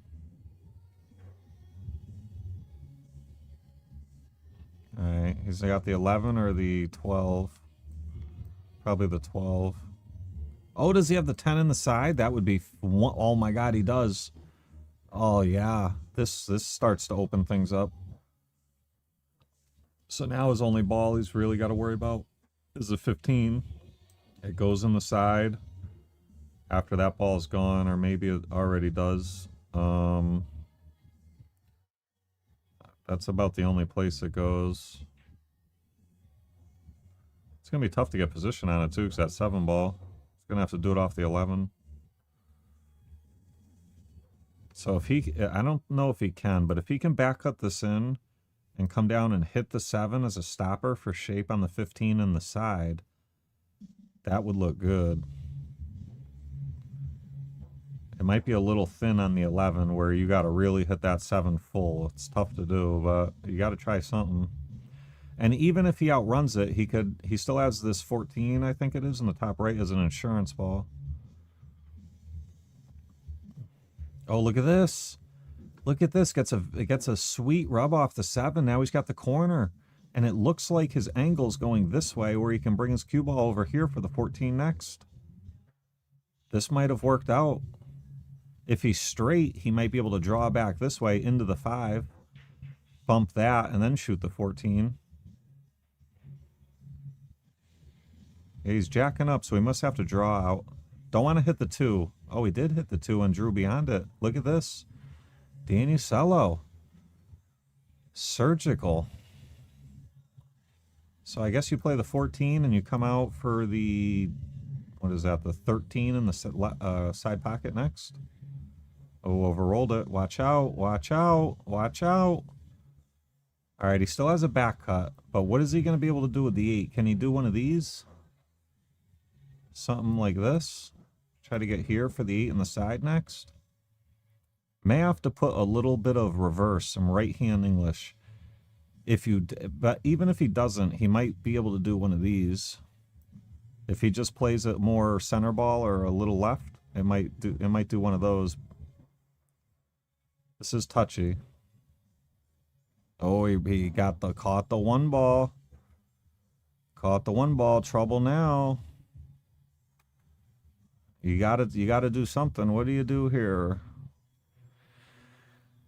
Oh, this is tough. This is tough, guys. Can he overcut it into the 6 and try to make it off? I don't think so. I mean, you got to try something. I don't care if it's wild. You got to try something. Can he hit it off the 2, off the 3, and into the side? I think that's what he's looking at.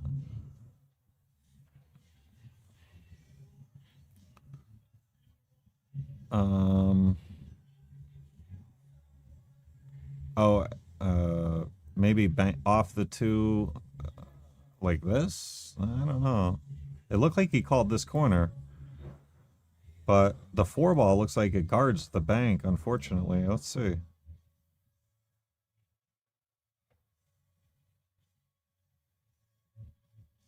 Okay, well, it didn't go in, but Pete has everything he was hoping for here. All the balls go, nothing's tied up. He's got multiple options to start with, the 6, 5, 2, or 4. He's going to start with the 6. The 1 and the 3 is a little funny. He's going to take care of this now. He's looking at the 1. I'd probably go with the 3 first, yeah. Go 3, and then 1. And then I got to take care of this 4 ball. Probably I'd aim for the 4 after the 1 here. That 7 ball, you want to open up the pocket for the 7. Yeah, that's what he's going to do. So he's going to go 4, 7, same pocket. And then 4, 7, 2, all in the same pocket.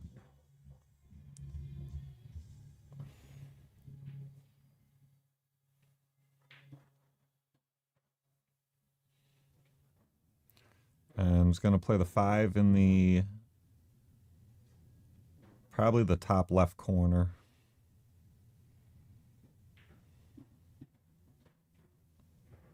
Oh! Missed the 7. Took it for granted. Was thinking all cue ball there. And look at this. Wow. That's a big turn of events. Deion's going to pocket this 8 and take a 2-0 lead. That's huge.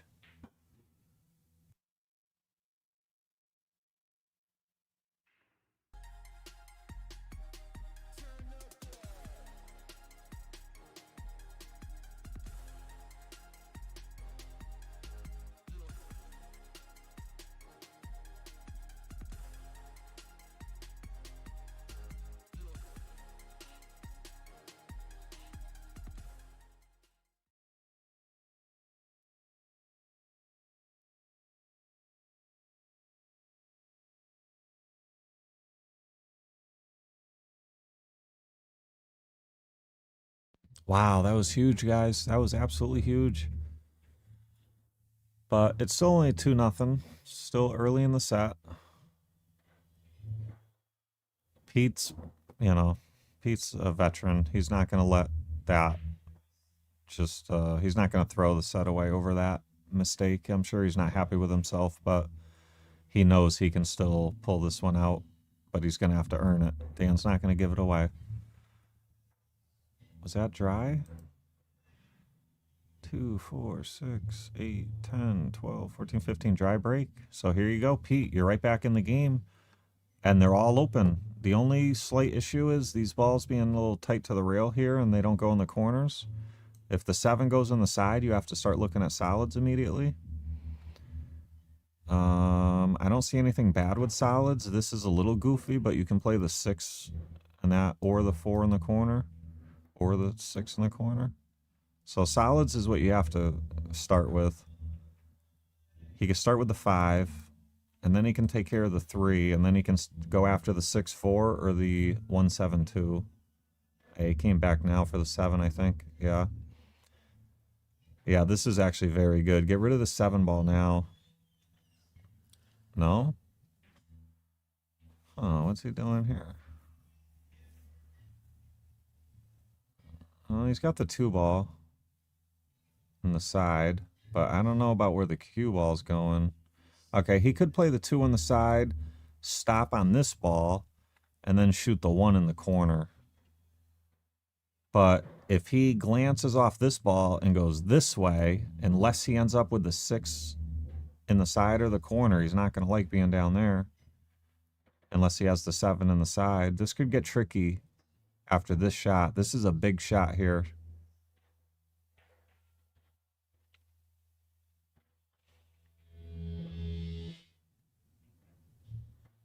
Missed the 2 ball. Missed the 2 ball. And, but, all right, so Dan still has a big problem here. That does not appear to go off the 2 and in the side. It might, but I don't think so. Looks too far down. So how can Dan address that ball? He could play for an eventual bank. But let's see. He's going to try to move it at some point, but I really don't see any good opportunities to move it. Unless he got his cue ball like here, he could pocket this ball and draw into it. But that's tough.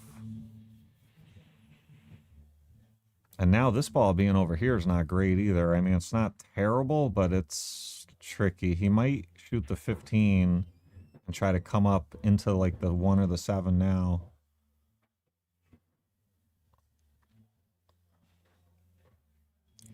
Okay, he might have the draw shot now. He might be able to play that ball. That's what he's looking at. Can I play that ball? Do I have enough angle and get into the 10? But that 10 might get pushed into an even worse spot. Let's see. Okay, maybe the 10 goes clean in the side. That'd be really good for Dan if that's the case. But then he still has to get shape on this ball eventually. This is a tough ball. All right, I think he is calling it in the side here. I think it does go. That, or he's going to try to play it off the 2.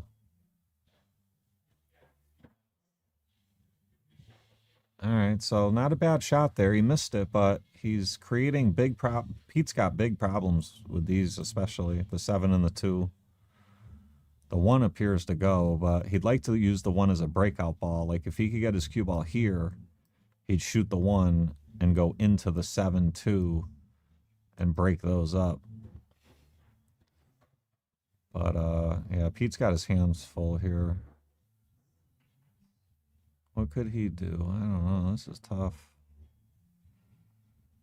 He's gonna shoot the 1. Oh, he's gonna play a moving game. Yeah, that's the smart shot there.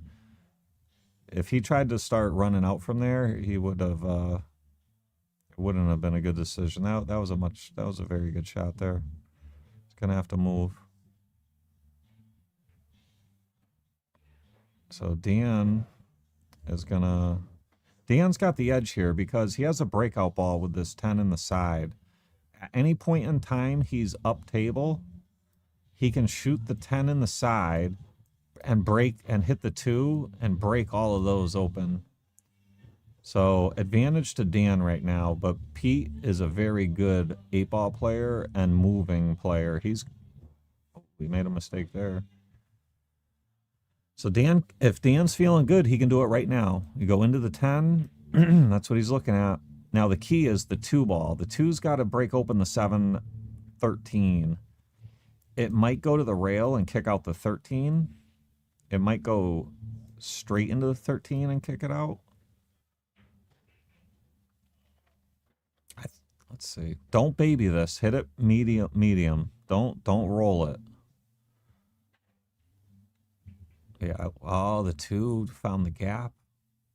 Okay, so now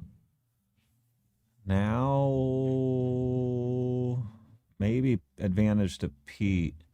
If Dan slices this in with inside English, I don't know if he can get to the rail and over and break them open, but he might have to get offensive here. I don't know if he can miss the 6-4.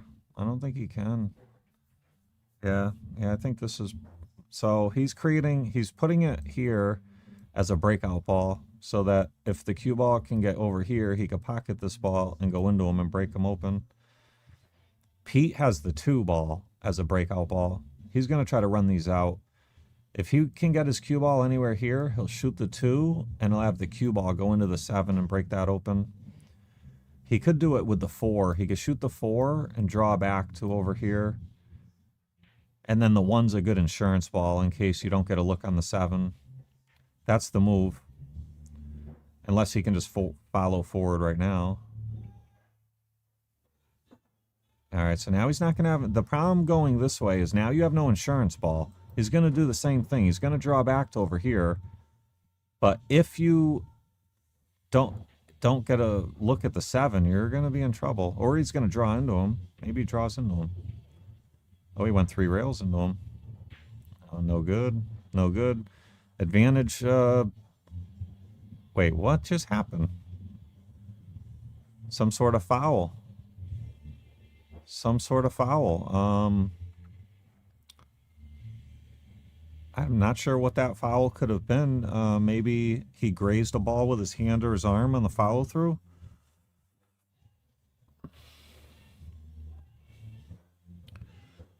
Dan, let's see what you're doing here. So Dan had options. He could have broken that open with the 11. I don't mind the shot he shot here. You know, I probably wouldn't have thought about that, and I probably would have just broken them open, but this is actually pretty damn good.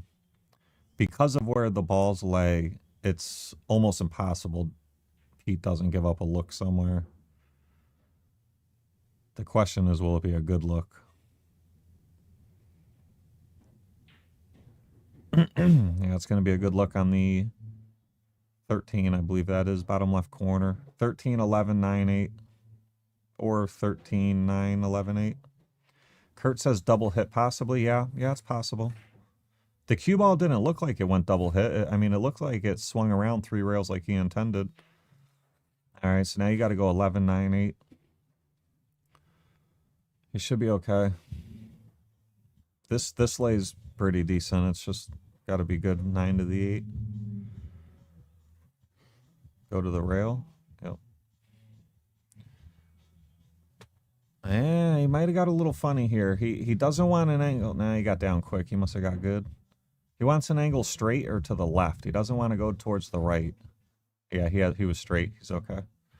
I thought he had that angle just slightly going to the right. All right, big 8-ball here. This would put Dan Usello up 3-0. And you know Pete would be feeling it, and Dan would be feeling great. This is huge. Can Dan sink this 8? He sure can. And Dan Usello coming out swinging up 3-0.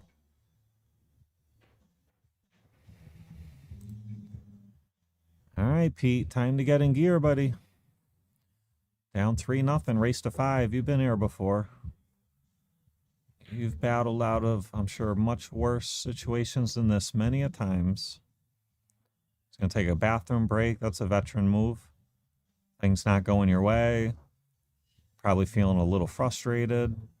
Take a 3-4 minute bathroom break. Go wash their hands. Relax a little bit.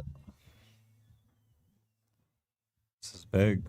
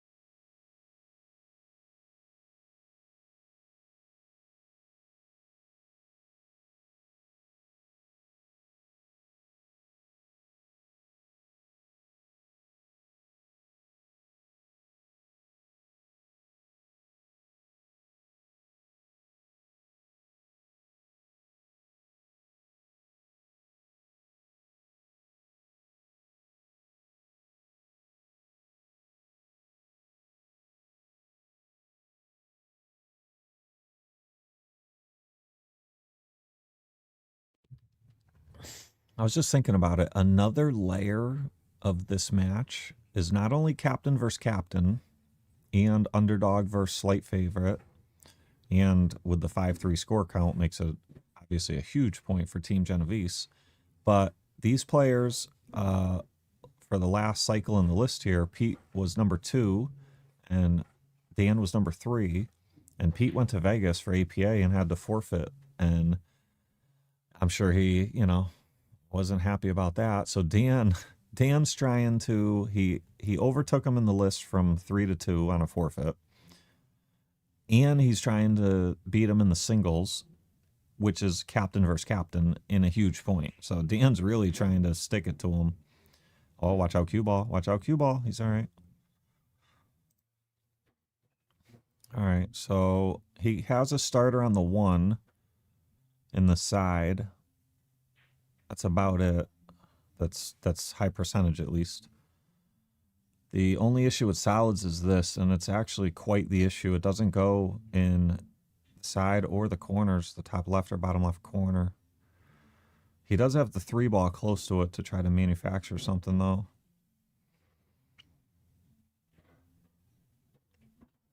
Oh, boy. Treetop's going to have to take the 6 now.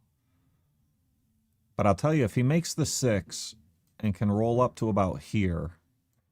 He could then shoot the 3 in the corner and draw his cue ball into the 2 and try to manufacture something, and then he'd have the 7 ball as a safety net.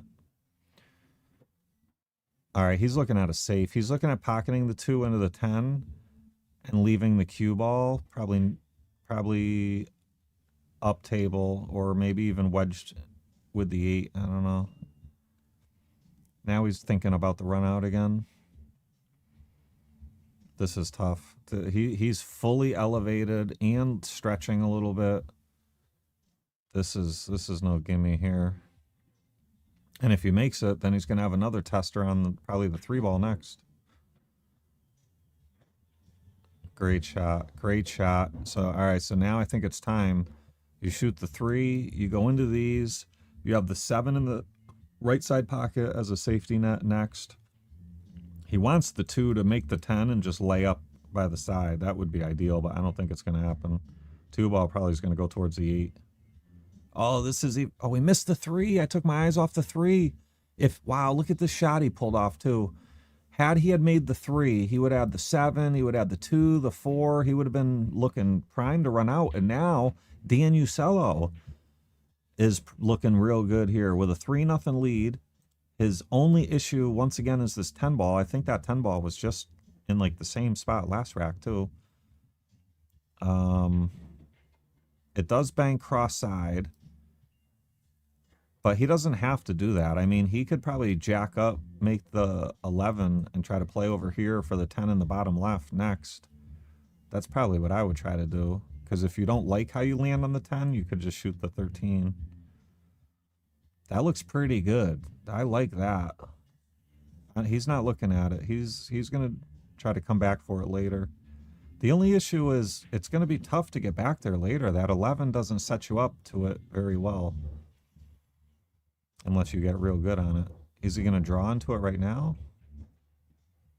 Yeah, I don't like that because there's really not many ways for that to improve. It actually gets a little tougher the farther up the rail it goes. It does open up the bank a little better. So now he's looking at the shot I was just talking about. Oh, he's going forward 3 rails. Watch out for the corner. He missed the 11. All right, he let Pete off the hook big time there. That was huge. That's a huge swing right there. Pete's supposed to get out here and go 3-1. Could have been down 4-0. But he's going to have to get out here. Let's see if he can get it done. I don't see too much stopping him. Let's see, he got a little weird here, but he could probably draw out.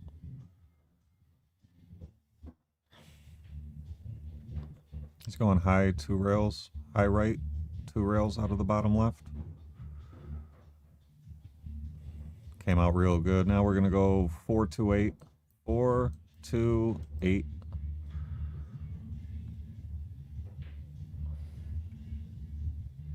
All right, man. Pete's blood pressure's got to be going down by the second right now because he was probably thinking that Dan was going to be going up 4-0, and now we're at 3-1, and now we're back. Yeah, see, you see him.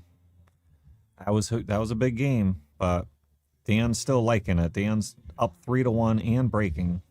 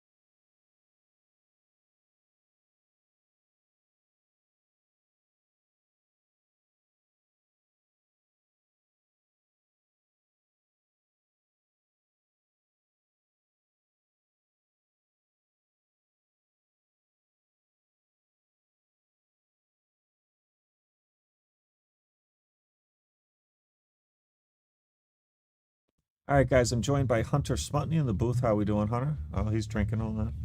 Pretty good. What's up, everybody? Yeah, so joining us in action, Dan Usello up 3-1, race to 5, singles, 8-ball. His team is also leading 5-3 in the overall race to 7. So big set here. A lot of pressure on Pete Genovese. He was down 3-0, almost 4-0. But Dan didn't punish him last rack. Pete ran out. Dan looking for a break and run here, and that would be huge. I'd put him on the hill 4-1. Yeah, this is a huge game and a huge match in general. Yeah, 100%. See what happens with this cue ball here.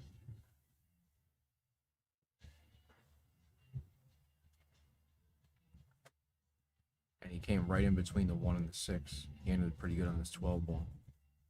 Yeah, you know, you got to go 12, 13, 15, 8. I don't see anything stopping him. This lays really good. Yeah, I like that path right there. Yeah, just you want to get pretty straightish on this 15. You just don't want an angle. Oh, he flirted, but he's okay. I think he got pretty straight. He's going a little bit towards the 8, but he should be okay. Oh boy. Oh boy, does he have the edge? I think he does. I think he does too. If not, maybe a baby jump or a baby Massey swerve. Yeah, he's taking his time. He might not have it. He kind of let up on his stroke there. On He the last did. ball. He did. But, you know, it's the shot before that that was the mistake, where he got a little off angle. You know, he shot that ball on the side and fell a little bit. I think he was all right. I mean, that was like the worst he could have done. Yeah. He just maintains that stroke on the last stripe. So look at this. He's going to have to jump. Wow, he can't see it. Wow, this is huge. Wow. So Dan had 2 opportunities to get to the hill, and he didn't close out either one. And if Pete can run these out, we've got a much different set. He doesn't have... What's he have to start with here? Maybe the 6? Maybe the 6 is his best look? Yeah, you might just roll forward because the 8 doesn't go in the bottom left corner.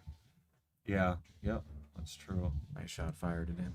Here's the problem here. The 4-5 combo does look like it goes if you get your cue ball around here and shoot the 4 and cut the 5 in, but it's no hanger. He'd like to maybe get on the 7 and bring his cue ball down on short side for the 4-5 in the bottom right corner. Now he's got to shoot the 7 now, though.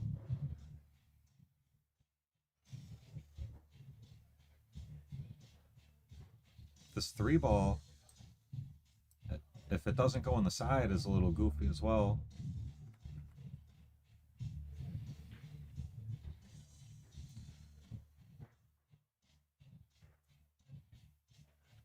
He could play a stop shot right now. Oh, he misses the 2 ball. Wow. Wow. I like the stop shot. He could have left the cue ball here and then played the 1 and went into him if he needed to. I don't know. It's just something I saw real quick. But look at this, Dan, with a great look at this 8 ball.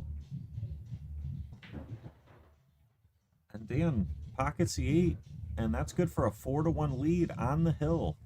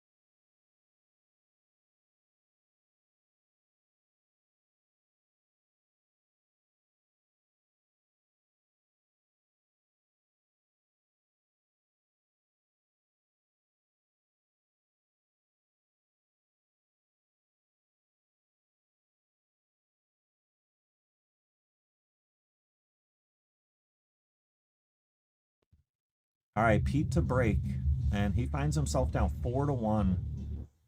And look at this. Wow, things, scratch on the break. Yeah, things not rolling Pete's way here. Dan Usello's going to have ball in hand, and not a bad looking layout. So far, first look, I favor solids.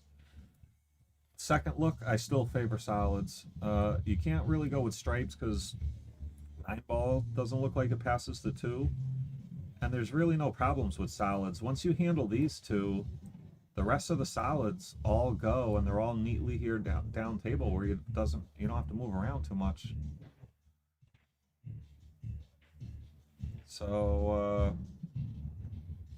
I would have liked to have seen him go taking the 1 and the 6 first, and then down table. But the 1 does look like it goes on the side. Nice bump right there. Yeah, assuming that 1 goes on the side, he better take care of that sooner rather than later. He has to be careful with the 7-ball if he plays the combination. Yeah, he can see the 2. Oh, okay. So yeah, I don't blame him for taking care of this now.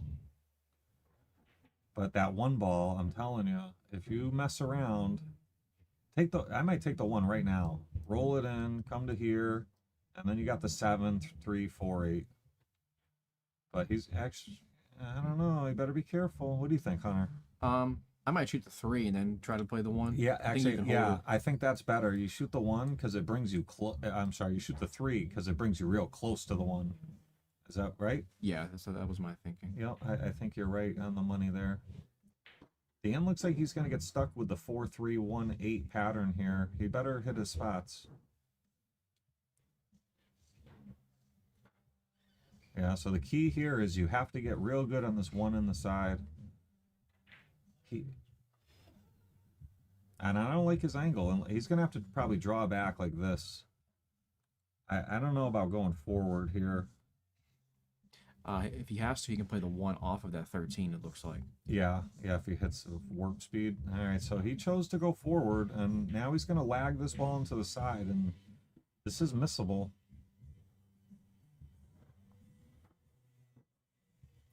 If he makes this, it's for the set. And Dan Usello going to take down Pete Genovese 5-1. Wow. Dan Usello wins the set 5-1, and that's going to put Quantum Break on the hill 6-3 in the overall race to 7. That was huge. That was huge. Good shooting by Dan. Yeah, great. Next matchup, we're going to have Rob and Jason versus Brandon and Mike. That's going to be Scotch doubles 8-ball. You know the deal. We're going to take a quick 5 to 10 minute break. We'll see you soon.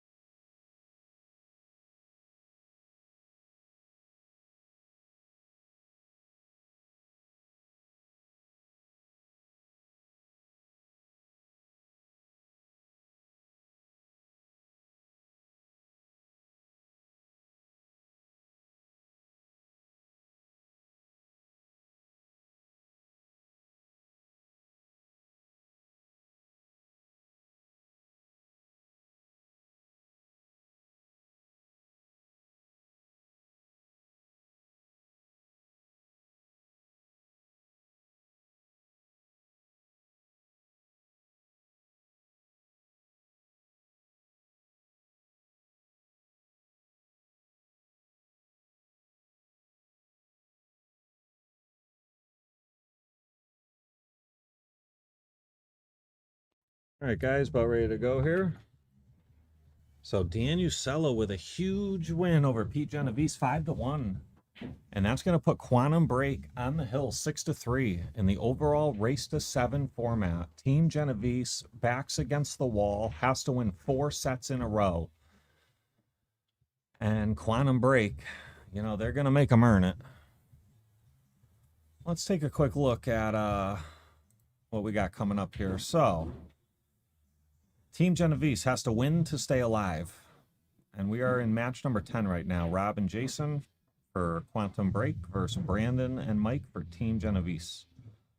If Team Genovese can pull this one out and make the score 6-4, we would have Jason Fonseca versus Nate Johnson coming up next in singles 10 ball.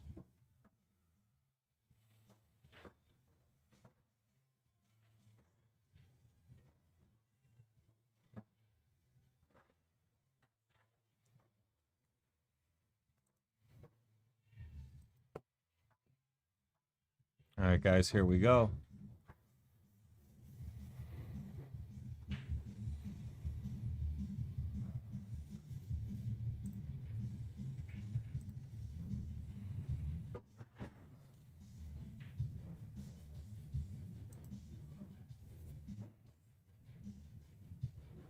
Looks like a dry break to start.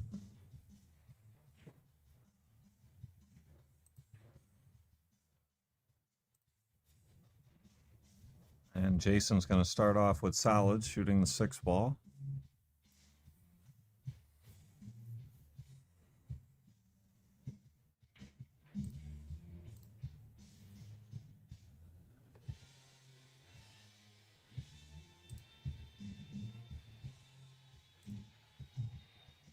All right, so Rob going to shoot the 7-1 combo.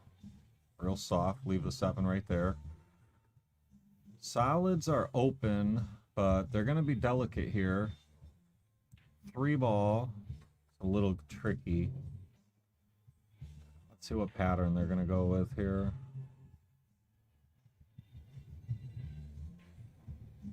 I think he wanted to get enough where Rob could have shot the 2. Came down here for the 3. But it's tough to get the cue ball out of there. Let's see, this is going to be tricky.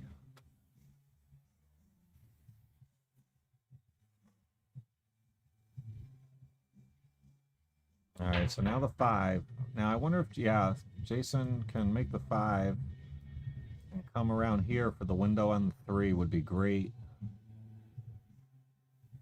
And then come around for the 4 on the bottom left.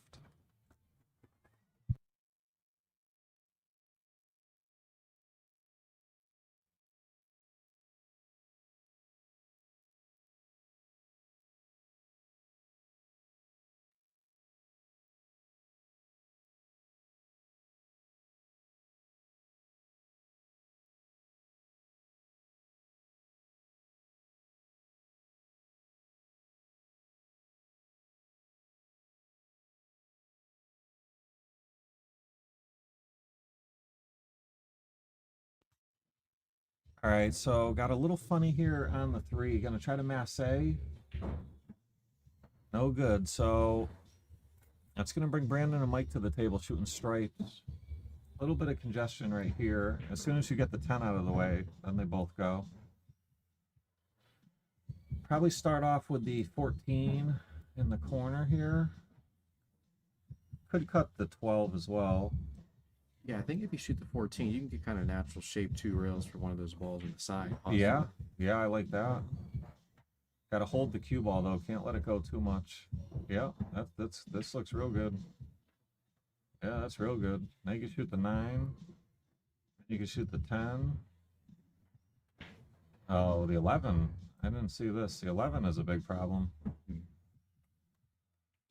In that case, maybe where was the cue ball? It was around here, right? Maybe they could have shot the 12 and broke the 11 out, but then you still got the 8 ball maybe not going past the 3.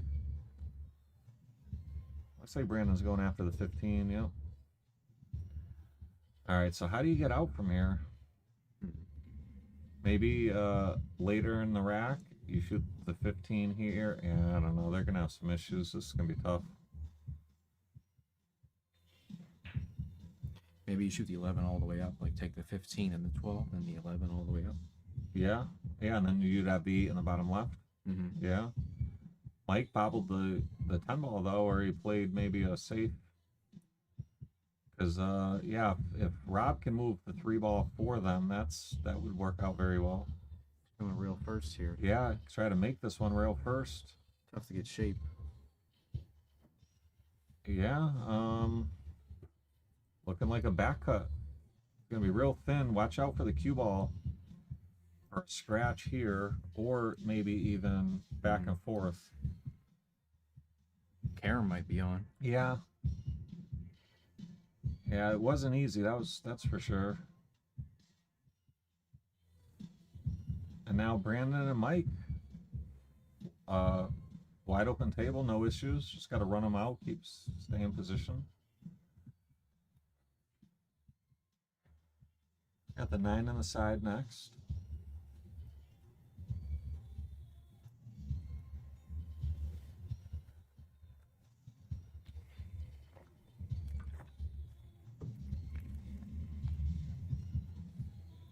Come down for the 12 next. We shot the 11, and now the 12 coming up next.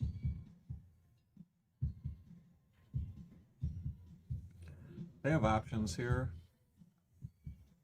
I'd probably go low left and go towards around center table. I'd probably pocket this ball and come out over here somewhere. You're going to have a look at something. If you short it, you got the 9. If you go long, you got the 15. Let's see what Brandon, he looks like he's going high right 2 rails towards the 9 in between the 15 and the 8. Oh no, he went above, tried to go above. Looks like Mike's gonna have the 15 in the corner, and he's gonna have to draw out and back out for the 9. I think it lays good enough for that. This touchy shot, he's pretty close to the stripe. Yeah, and the angle might be going down table. He's gonna take the 9. This is definitely missable. Put a nice follow through on this shot. Overcuts it. Oh, watch out. Watch out, cue ball. Look at this. Look at this. Look at this. Play it safe. Wow. Fortunate roll there. Rob's going to jump over the 9, call the 8. Tough shot here. It does help that the cue ball is close to the rail. You can use your hand and elevate real high.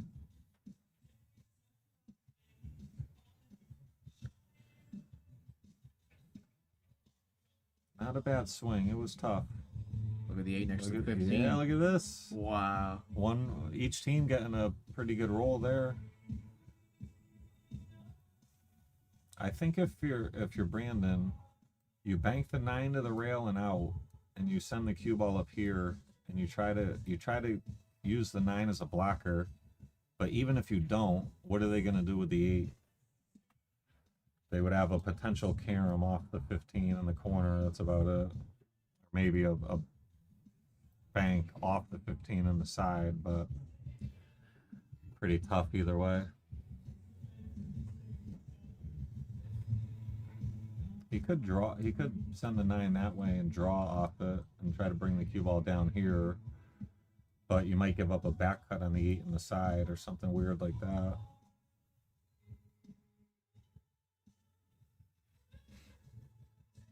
Could just bring the cue ball up table as well.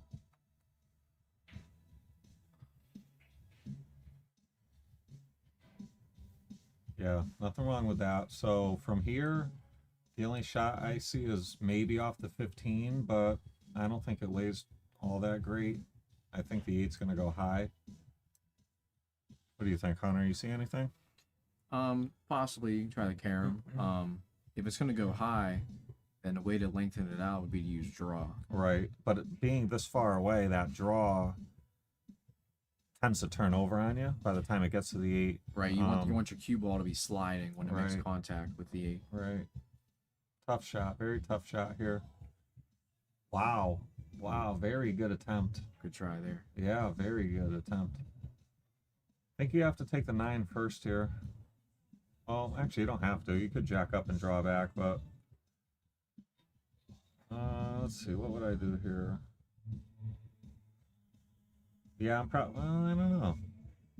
You could shoot the 15 and draw back, and then the 9 and the 8, or you shoot the 9 now and draw back, anywhere around here. I think you probably get reason to shoot the 9. Yeah, I think that's probably the move.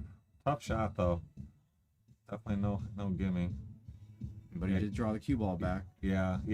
That's actually another reason why you play the 9 there, is you can draw back and protect against the selling out the 8. So Rob's gonna have a look. If he does try to bank it in the side and misses, the cue ball's gonna be down here and may sell out the 15. He could play off the edge of the 8 and just go up table and bank the 8, as long as it doesn't hit the 15 over to the pocket. I like him going for the bank. Show some confidence. Yeah. He makes I think he is. I think he's going for it. Oh, look at how he played it. That was clever. He got the cue ball out of there. Nice. So he got a free shot at winning the game and left his opponent tough. Brandon can try to cut it, but if you miss it, you probably lose the rack. It's tough. He could just bunt it and try to stay down here and not give up a cut on the 8, or maybe go off the 15 and try to stay over here, and maybe they try to bank it. He could play the bank up to the corner, but I don't know how I feel about that. I think he's just going to try to roll up. Yeah, I think that's probably the best shot there.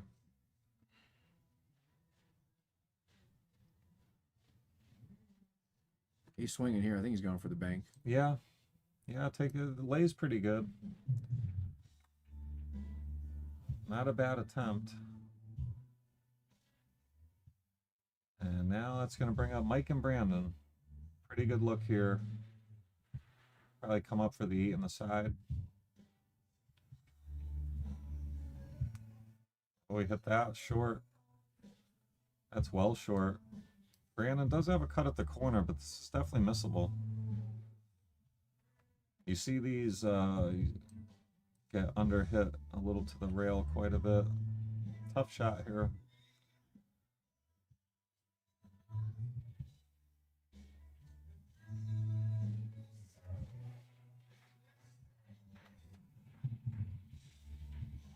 And Brandon hit that one perfect. Great shot. Very good shot there. And Brandon and Mike strike first, leading 1-0.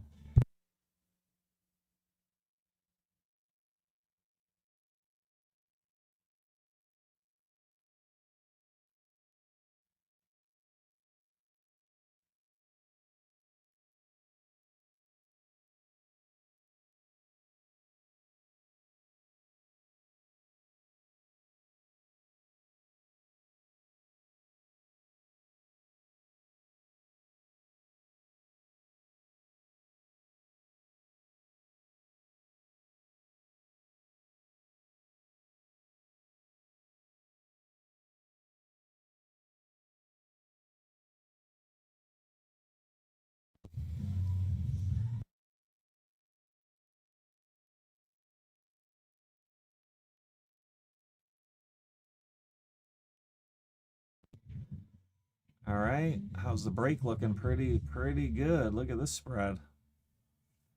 First look, I like stripes. What would you open with here? Would you shoot that 10 in the side? Yeah, I mean, that's your only realistic opener on stripes that's any good. Solids is not terrible, but this 7-3 is not great. You can shoot the 7 first. It's and the 6 ball. Oh, the 6. Yeah, the 6 is way worse than the 7-3. Yeah, I would have to take a real good look at that 10 in the side. Not a huge fan, but you can take care of the 6 now. Pocket the 1, draw into the 6, and move it down table. Anywhere past this, in front of the side or beyond it is fine. No, no. Why the 5? Hunter, why did they do that? So you can get perfect on the 1 and shoot the 6 down the rail. Okay. Okay. Yeah. Yeah. Of course. Yeah. I see what you're saying. I don't know if he had the angle there from the 1 to draw into it. I hope not. It was deceiving. Yeah. Yeah. I don't know. Yeah, that's probably what it was. Now he's looking at the 4. Cue ball's gonna hit into the 14, it looks like. Okay, he used some inside English, nice. Now 1-6 or take care of the 7. You don't want to save 7-3 for both last. You know what I mean? Yeah, I see what you're saying. So now the 7? Really? Yeah, now you got to shoot the 7, but where do you go from here? You go forward 3 rails? I don't know. I feel like if you were going to shoot the 1 there, then you would have to play the 6. Yeah, I agree. He could pocket the 7, go into the rail behind the 3, kick it this way, and try to get a little fortunate. He could try to pocket the 7 and go forward, bunch of high left English and come out, but I mean that's super tough. Yeah, and you still got to come with a nice shot on the 3 to get to the 6. Right. But If he keeps going, I mean it's let's see. I'm rooting for Rob and Jason here. All right, J-Man, we got rooting for Rob and Jason. Chat. What if he tries to go back and forth, disturbing those stripes, so then he leaves himself a bank on the 6? Yeah, that's all he can really ask for here. Wow. Wow, imagine if he made that. Oh my God, that would have been crazy. That was for everything considered, that was a really good attempt. I mean, it was. He got the best out of that cut. And that's amazing. It hit that point of the side. Yeah. Oh, that would have been crazy to get up like that. All right, so Brandon and Mike. Oh, I forgot to add their game, so I got to do the scorekeeping now. I forgot about that. Brandon and Mike took the first rack. They lead 1-0. Guys, if I forget to do the scorekeeping, please remind me in the chat. They had some, the tablet out there died, so I'm in charge of that now. I might forget.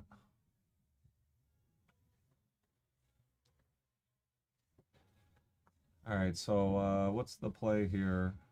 This is the only problems for stripes. I'd like to start thinking about that real soon. He could play the 12, draw back to here, and then the 13 and come on down on this side of the 9-14. That was a good idea. Yeah. So the same thing, they're just going to go off the 11 and then do it. They're going to go off the 11, come down around here, shoot the 13, come down around this area for the 9 or 14 and wrap up. Try to wrap it up. Yeah, ideally you'd like to stay slightly above the 9 ball. Yeah, right, correct. Unless you would shoot the 14 first. Technical difficulties. Oh, we're back.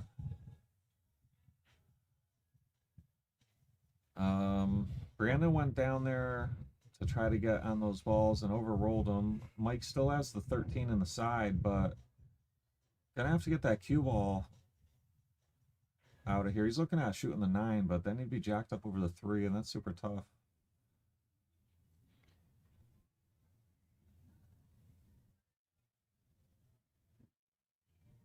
Yeah, very tough shot here. If he makes it, there's a big reward. Wow, great shot. Great shot, yep. Very good. And he got Brandon high up enough where he can cheat the pocket and come down just a hair for the 14. They would have been in big trouble if like the cue ball was here and the angle was going up table. That would have been big trouble. Mike really hit a great shot there. Yep. Brandon put him in line real nice. Has an angle, can shoot the 8 in the same pocket.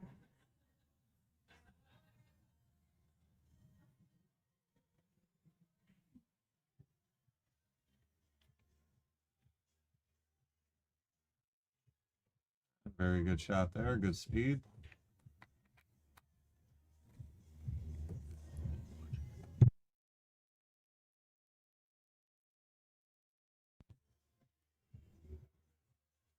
All right, so Brandon and Mike looking to pocket this 8 and take a 2-0 lead.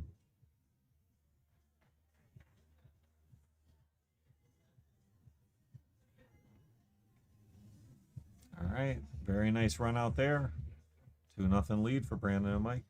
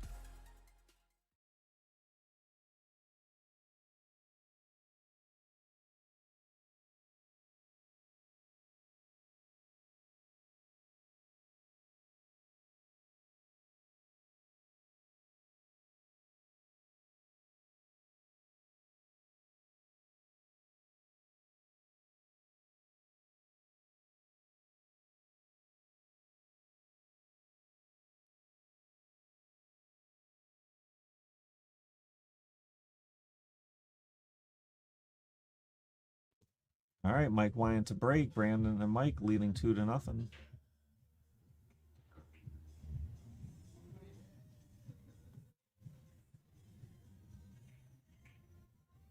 Pretty nice break there. Hit him square. I think it was dry, though, which has been a common theme that I've been seeing a lot of dry breaks.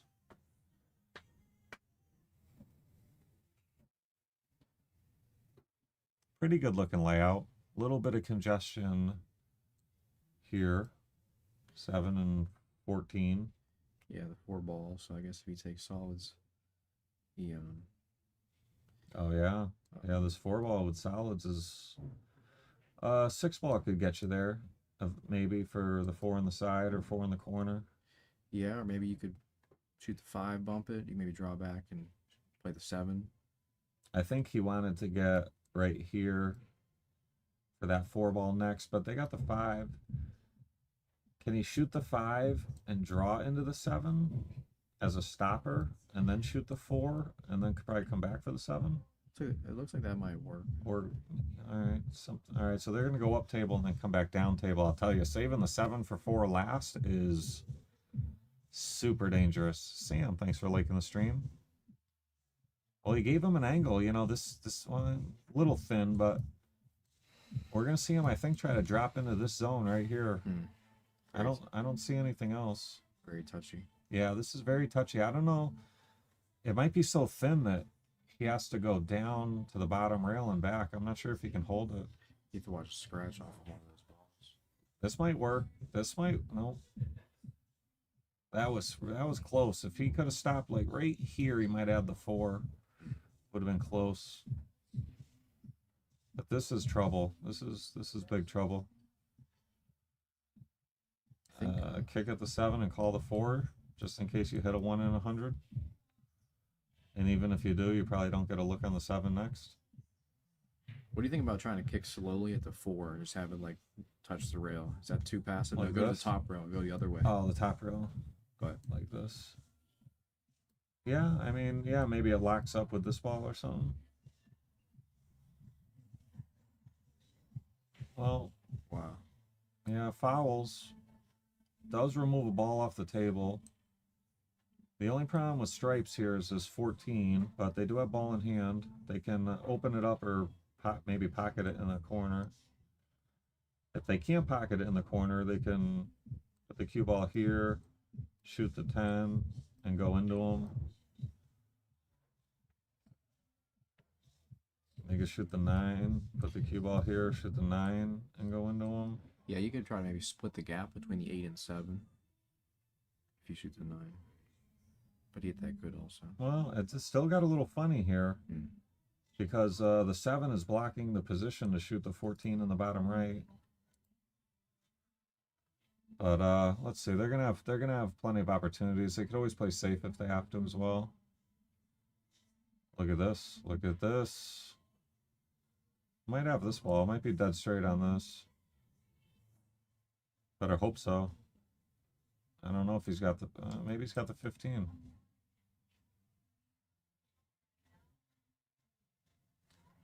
He could maybe jack up, shoot this, maybe play safe. It's touchy. Got to be careful for the double hit or even overdrawing to here and selling out on the 7.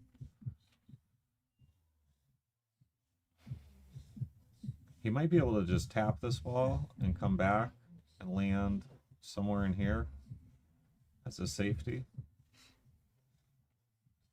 It's got some options. Could maybe jack up on this ball and draw back to here. It's got 3-4 options. Could maybe thin this ball and try to get behind the 15. I'm not really, that's not, if it lays good, it's not bad, but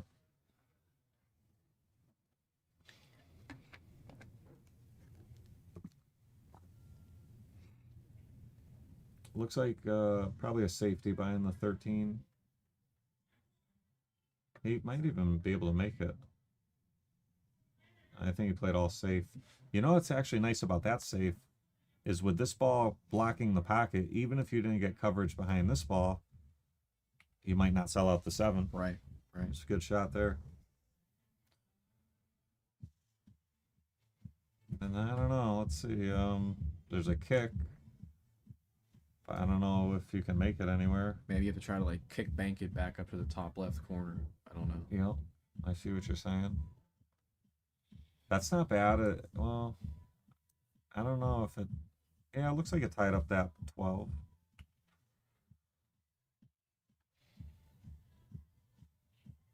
But Mike and Brandon could play a safe...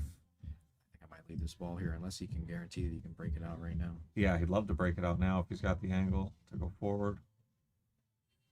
He tried to, but missed the 14, trying to steer the cue ball.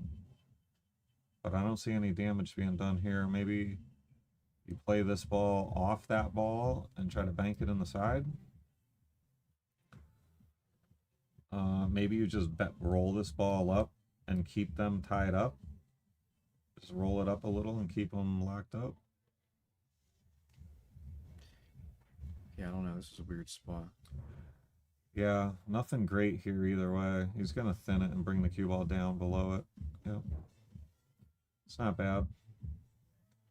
I think he I mean, maybe he was trying to get here to block the 15, but I don't know. He did okay. Yeah, I wonder if, like, imagine your cue ball was a little bit tighter to the rail. Mm-hmm. Like, I guess the only ball that you would leave him is the 14. Yeah. Which is like a good breakout ball. Breakout ball. So if you make him take that first, maybe that's better. But I don't know. I'm not that experienced with 8-ball.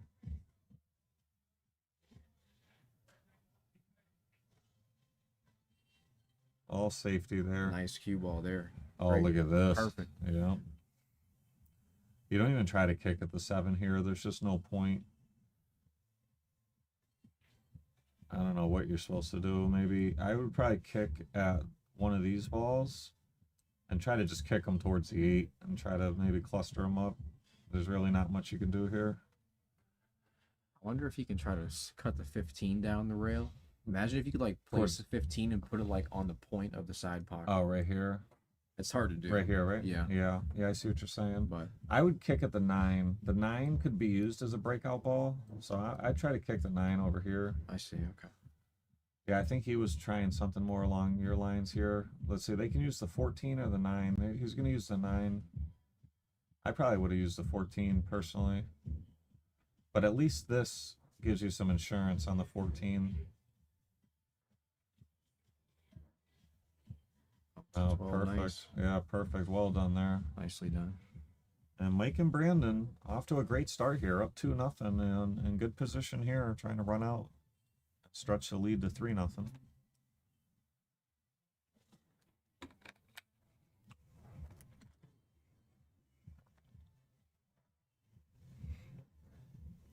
Yeah, a little short there, but still very manageable.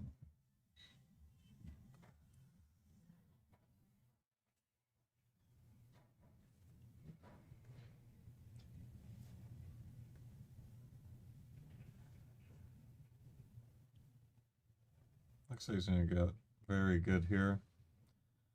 Brandon will pocket this ball and draw back. Try to end up around this zone right here. Some low left. Oh, you know what? He might be able to go to the rail. He might be able to go to the bottom. That's what he's doing, bottom rail. He's looking at something like this. Yeah, probably use high ball with a little bit of left. Yep. Looks pretty natural. Just got to be careful for the 8.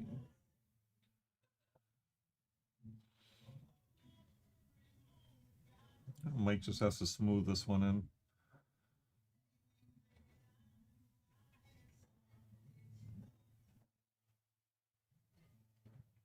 Good shot.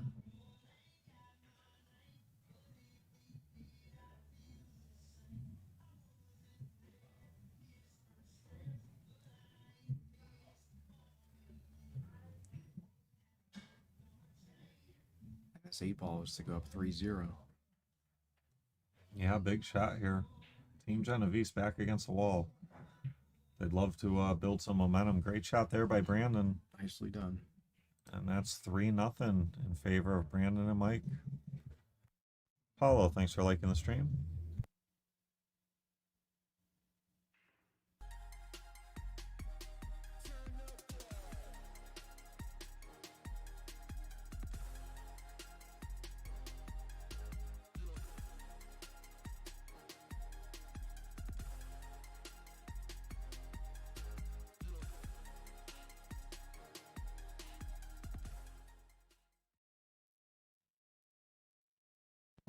All right, Rob Slota.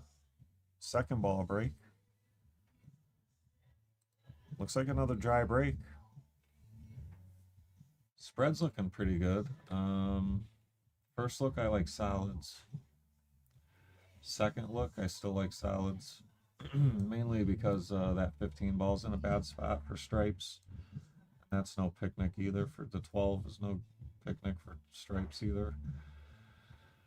The only little spot with solids is the 6 leads you to the 2 in the corner. 3 ball. Once you take care of the 1, it does go in the top right corner. Can you make the 6 ball right now? Yeah, I think so. Okay. Yeah, you got to start with the 6. That's his only shot. And then you can go up table and start dealing with this 4-1-3 situation.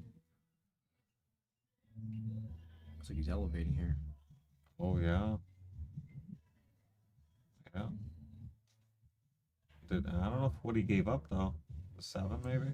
7, maybe the 7, maybe the 6, maybe the 4. Maybe none of them. Jason looking at the 4. That's sweet. That if he can make this, he could maybe play it off the 1.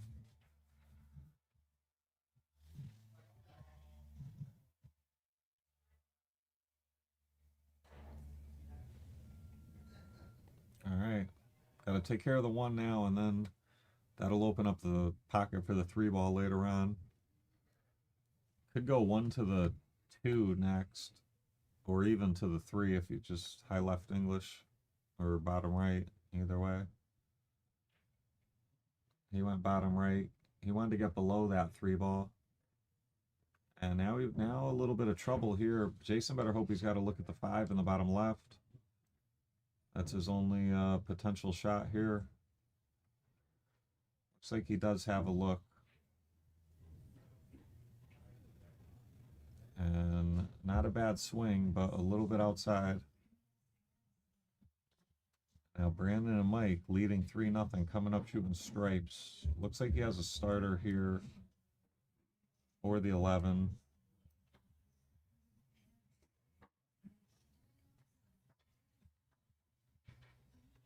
Shooting this ball, the pocket plays a little bigger. If you miss it, it could go in off the 10. Or even rail first off the 10. Huh. I went rail first and just missed the 10. Wow.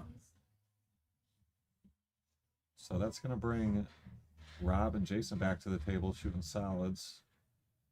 He's got looking at the 5 to start with in the bottom right. If he doesn't have the whole pocket, he could play it off the 10. But that might cause some issues. Oh, he's got the 3 ball. I didn't even see that. Yeah, he's got the 3 top right. I like that. And going in between. Does that 7 go? Oh, he's going to have to go to the 6. 6. And then can he draw out for maybe the 2 next? I don't know. I may have to go to the rail. That's what Rob's saying. Hey, can you get me like right here? Yeah, I think you're right, Hunter. I think he would have to load this up. Yeah, very good. Overhit it just a little, but you know what? He gave his partner a look. The issue here is he's got to go back and forth and get the cue ball about to where it is now for the 7 next. You don't want to have to play the 3 next unless you're straight in. Overhit it just a little. If he was like right here, it would have been pretty good. Now Jason's going to have to shoot the 3, and he's elevated over the 13. And I don't know where Rob's saying put me here. So that means that I guess the 7 goes. I don't know. It doesn't look like it goes. Oh, that would have been a fancy shot. Positional shot. Except for he got frozen. Look at this. Yeah. Combo looks okay though, right? Looks like you can start with that. I don't know. I think so. Yeah, I think he can. Cue ball's coming in pretty hot though. Yeah, I don't know. It looks pretty wired. He might be able to just cinch this one pretty easy.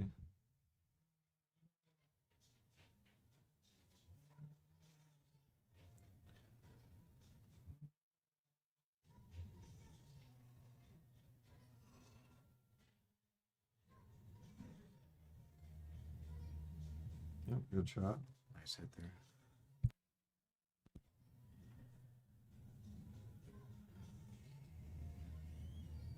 So a lot of options here.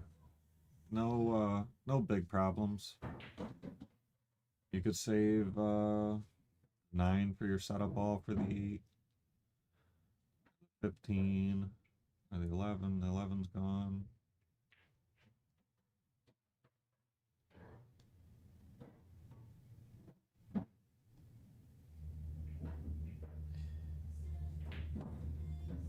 Brandon and Mike, good opportunity to run out here and take a 4-0 lead. Team Genovese, they need to win 4 sets in a row, so this would be a great start. They're talking about it. I like this. Take this 13 and then finish up table.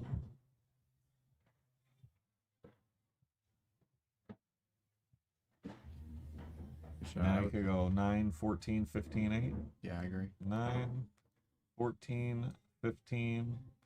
I think it's a 16 ball. Oh, yeah, the 16 ball. I think it's 12.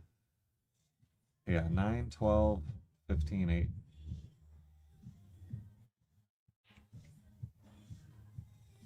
Very good. Nice hit. Now, Mike doesn't want to leave him straight. He wants to leave him an angle, almost just a hair forward. That's a little straight, but he gave him an angle.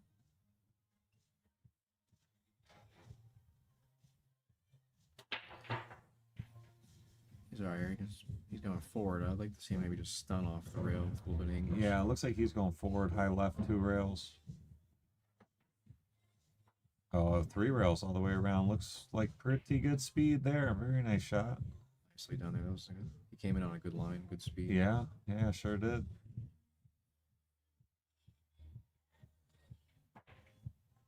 And Mike and Brandon with a 4-0 lead.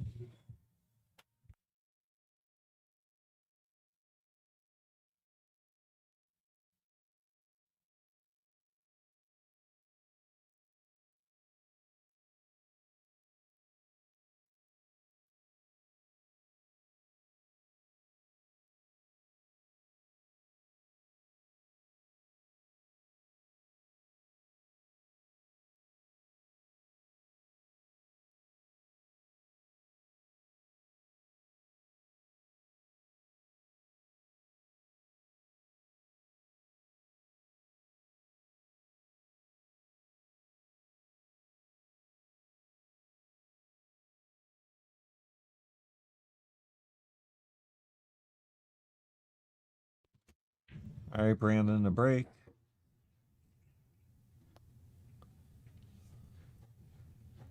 Looks like a very, very good break. The only issue here is 7 in the 12, 1 in the 14, a little tight. That's it. So, slight favorite to Stripes. Yeah, slight favorite to Stripes because you can use this ball to break this open, and the 10 probably goes on the side. Good shot there. So yeah, they're gonna have to go. At some point, they're gonna have to get their cue ball around here. And I'm not sure. Okay, I see. So you probably go 9, bring your cue ball up to here, shoot the 10, and bring your cue ball up to here off the 10. I don't know how possible that is. That 5 ball might be blocking it.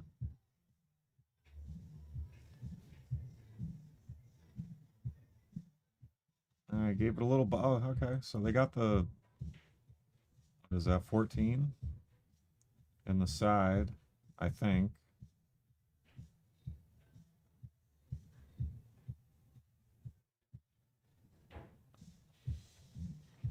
Let's see what Mike can do with this.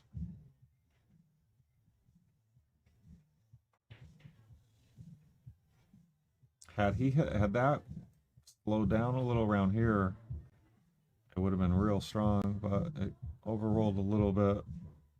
Brandon might be able to thin this and try to come over and bring it back behind the 13.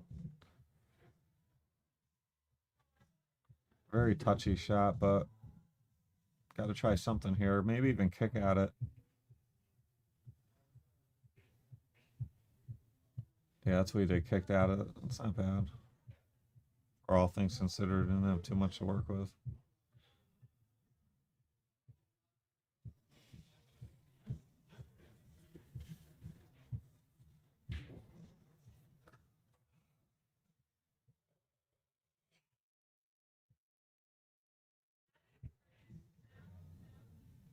Rob hangs the 5, but he didn't give up much.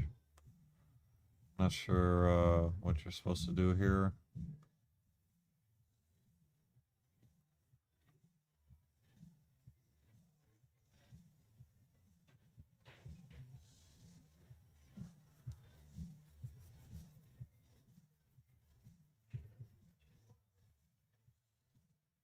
Yeah, not really much, not really many options there.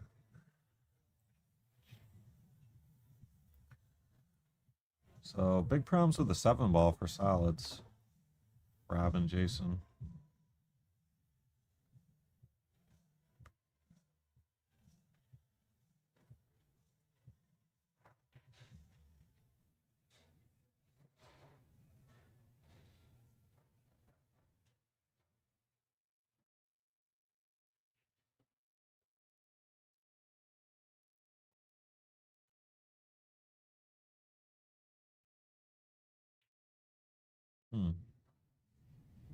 So Brandon does have a look at the 10 in the corner. I mean, maybe he can really try to juice this cue ball up and go right at him, or maybe to the top rail and at him. Got to try something here. I got to be aggressive.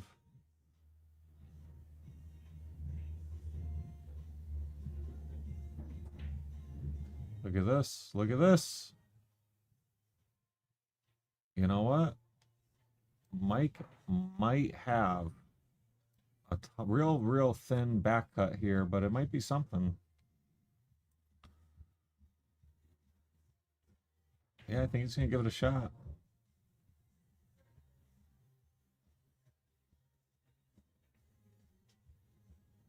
Great shot there. And they still got a chance here. Brandon might be able to shorten this one up and try to bank it cross-side. It's tough, though. He could try to cut it down the rail as well. I think it passes the 7.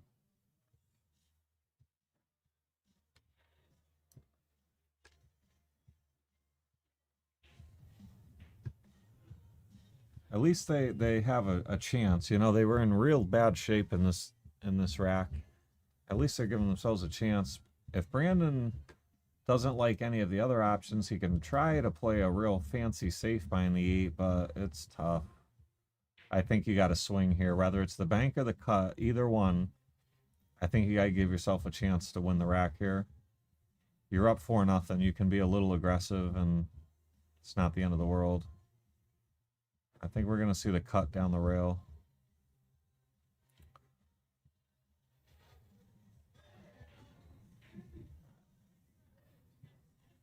Watch out, cue ball.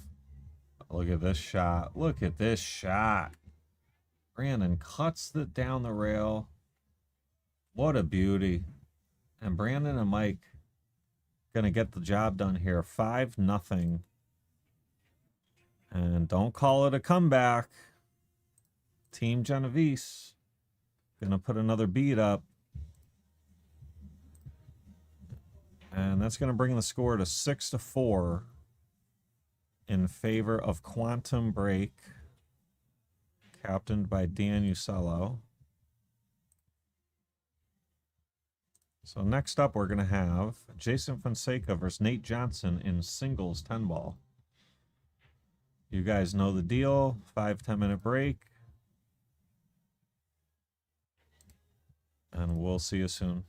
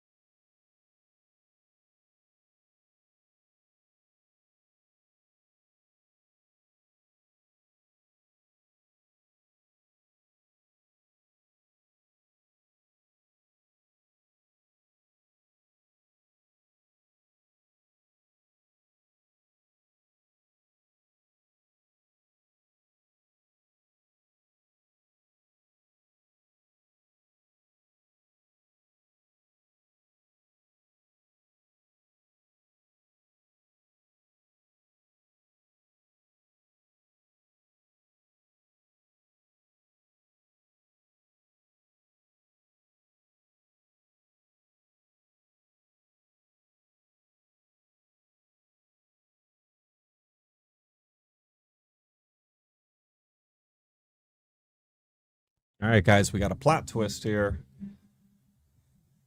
We've got Ben Parker coming in as the alternate for Nate Johnson. So let me make a quick adjustment here.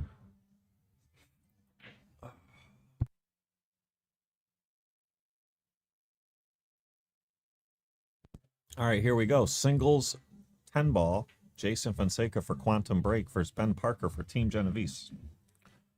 Team Genovese won the last doubles match 5-0 and put a point on the board, bringing us to 6-4 in favor of Quantum Break in the overall race to 7 format. So Team Genovese has to win 3 sets in a row, 4 at one point. They got 1 down, 3 to go.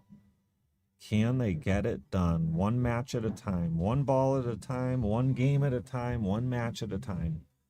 Don't get ahead of yourself. Just take it 1 shot at a time.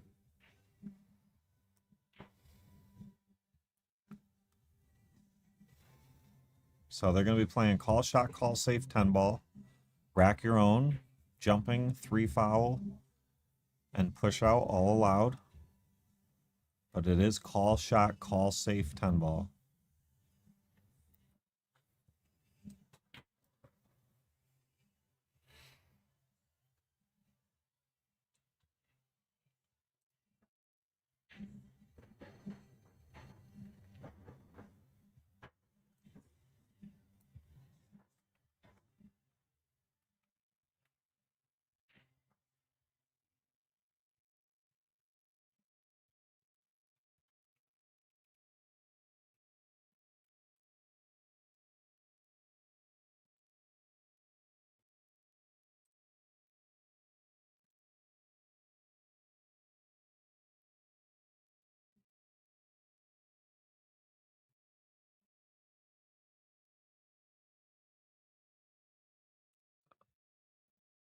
Big Ben pocketed 5 ball on the break.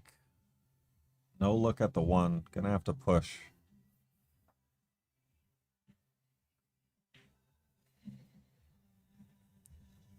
All right. Not gonna give up a look at the 1. I don't see any easy safety attempt either.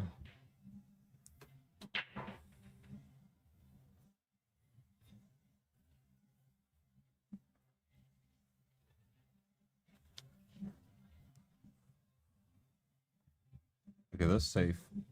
That's a beauty. Very nice shot there from Jason Fonseca.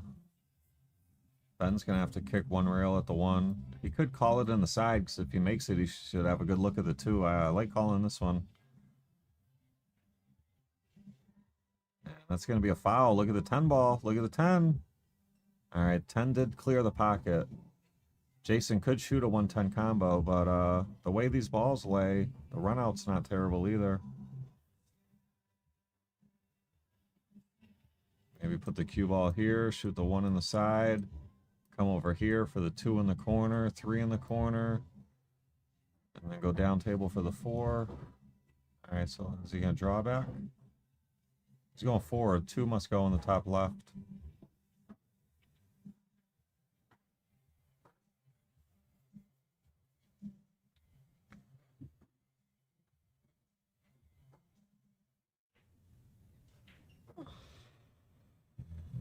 Great shot there. Jason's in good line here. Got a nice angle to go from the 3 to the 4 ball.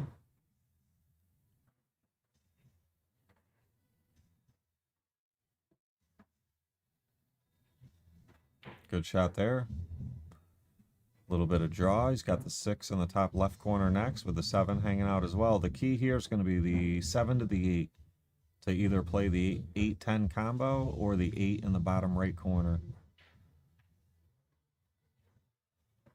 Combo looks like it actually lays pretty good. Regardless of if he plays shape on the 8-10 combo or the 8 in the bottom right, he's going to have to be careful he doesn't scratch in the corners. From this angle here, I may favor the 8 in the bottom right.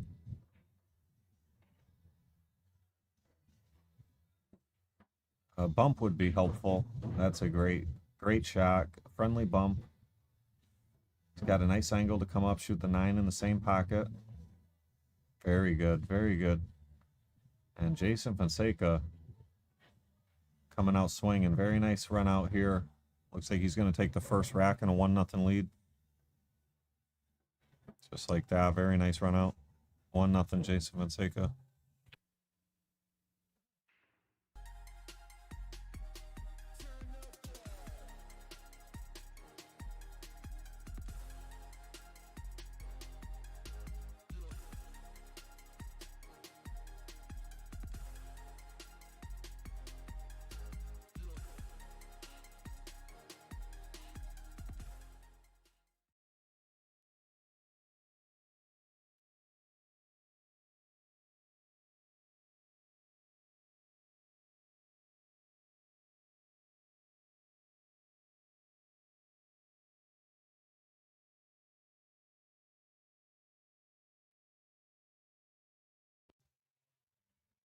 Karen in the chat rooting on Jason. Saying, let's go, Jason. He made a very nice run out there. And look at this break. Real nice break. 8 makes 2 balls on the break. And looks like he can sneak the 1 past the 8. From this angle, it doesn't look like it, but from this angle, it does look like it. The question is, what can he do with the 2 ball? The 2 ball is not in a good spot. Oh, he played the 1-8 combo. Okay, he couldn't sneak it by. And he still has a look at the 1. May have to try to make the 1 and go into these and try to manufacture something. Yeah, I think that's what he was trying to do. Watch out, 7. He's okay. So, does the 2 pass? He'd love it if the 2 passes. I don't know if it does. He might have to play a 2-5 combination. Very difficult. Watch the cue ball, too. Cue ball could go off the 6 and scratch if he puts follow on it.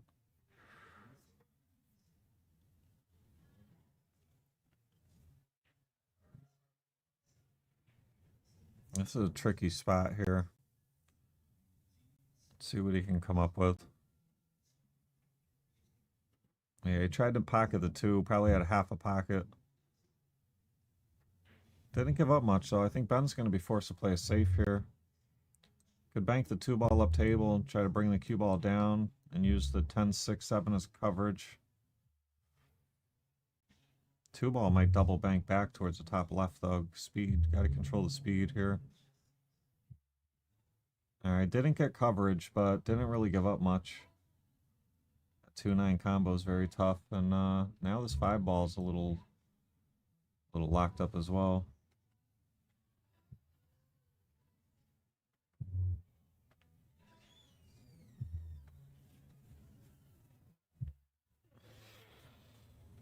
So I think we're going to see a safety here. Jason,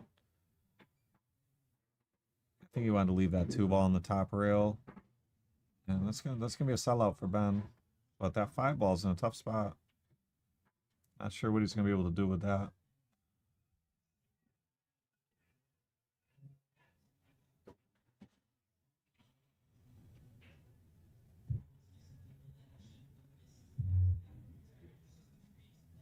Wow, look at this shot. If that 5 ball goes, that was an amazing shot. Looks like it does.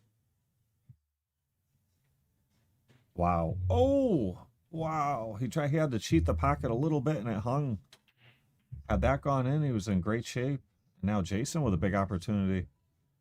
He can thin this, come up for the 6 in the left side pocket. Just try to get above where the cue ball is now. That's about perfect. That's really good. I think he can follow forward for the 7 in the right side pocket next. Yeah, sure can. Jason Fonseca in good position here. I like going forward here, giving yourself a good angle on the 9. Yeah, just like that. Pocket the 9, come around.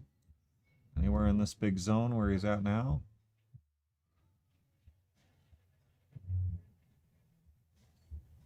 And fell a little bit below the 10. This is going to be a little tougher than he wanted, but still very makeable.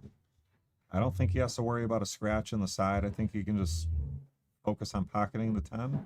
Just like that, Jason Fonseca catching a little gear here, up 2-0.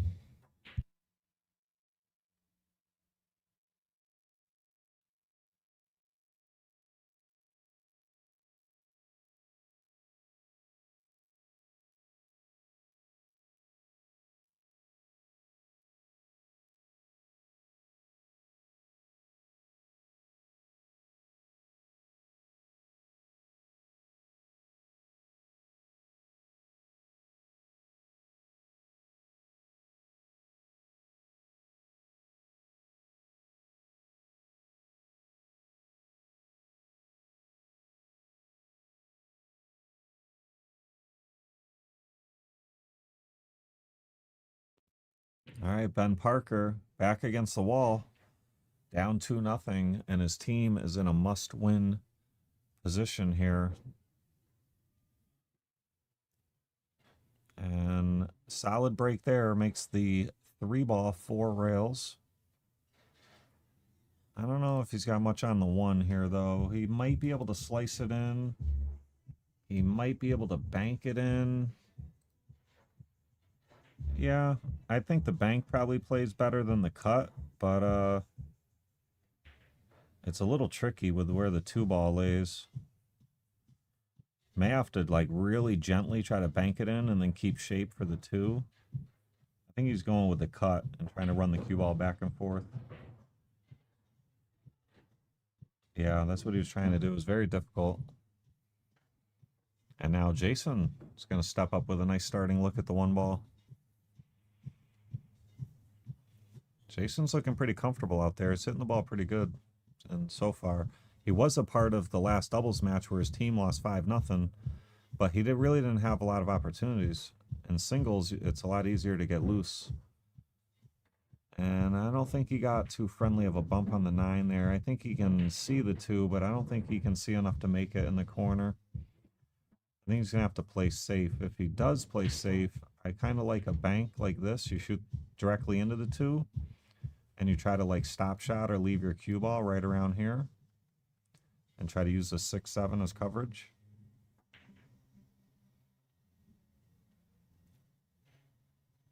Good speed on the 2-ball there. He wanted the 2-ball more on the bottom rail, but he did his job leaving it in the center and not giving up a shot to either bottom corner. Ben's going to have to play a safe here. Nothing's jumping out. He could bank, shoot the 2 this way and try to bring your cue ball up here and get coverage, but it's pretty difficult. That's basically what he's trying, a variation of that shot. And very nice. Got him behind the 7. This is going to be a tough kick. You could maybe go here with a little bit of reverse, but it's not easy. You could maybe go here with a little bit of reverse, but not easy. This is probably the most natural kick right here, and you kick it soft. Try to send the 2 up here and the cue ball over here.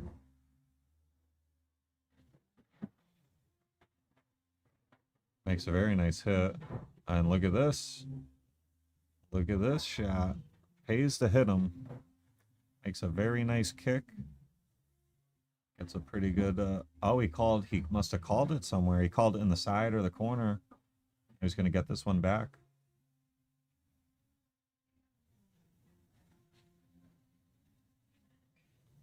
Yeah, that 2-4 might be wired up. Ben might be able to play this combo. I don't know. It might go into the left long rail. It's tough to tell. Yeah, I think it goes. Watch out, cue ball. Wow, that was a little unlucky. Caught a double kiss scratch in the bottom left corner. Now Jason with ball in hand. Layout looks pretty decent. Put the cue ball here. Shoot the 2.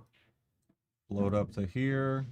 Shoot the 5. Shoot the 6. Shoot the 7. Let's see how he handles these. Oh, a little short here. Would have liked to have been more around here, but he's okay.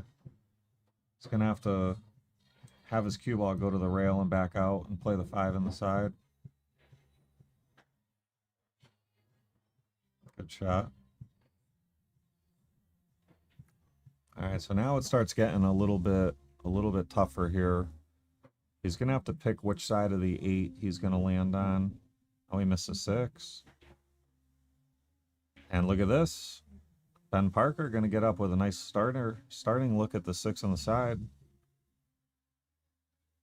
Let's see where he can go for the 7, though. Maybe draw back for the 7 in the same pocket.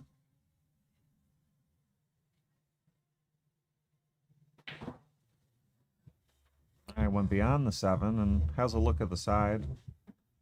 The 8 ball in a nice spot.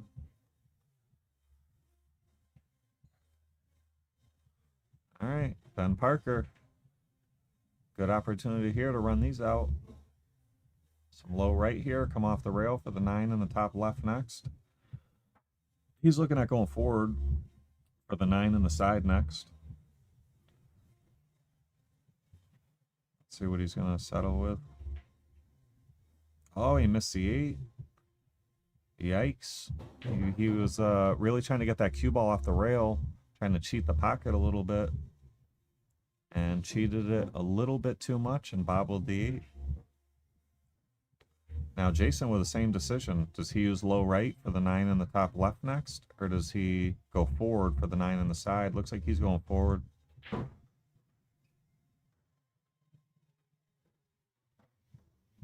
And he fell pretty good here. He's on the correct side of the 9 where his cue ball is going towards the 10. You use a little low left here. And you bring your cue ball anywhere in this big zone over here. Oh, he caught the point.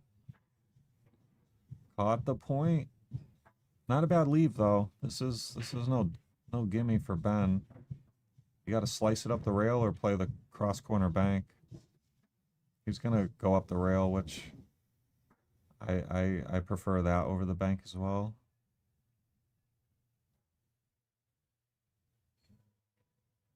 Overcut it.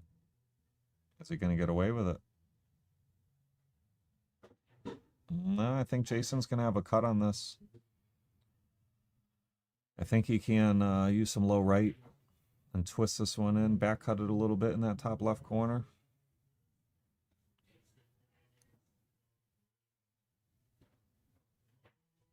Cue ball control is going to be a little sensitive here. You got to be careful you don't come across and scratch in the side where his hand is. Needs a jump. Oh, look at this shot. Look at this shot. Jason Fonseca. Beautiful shot there. And he's rolling right along here. 3-0 lead, trying to close out and book their trip to the finals of the 2026 Cooper Cup.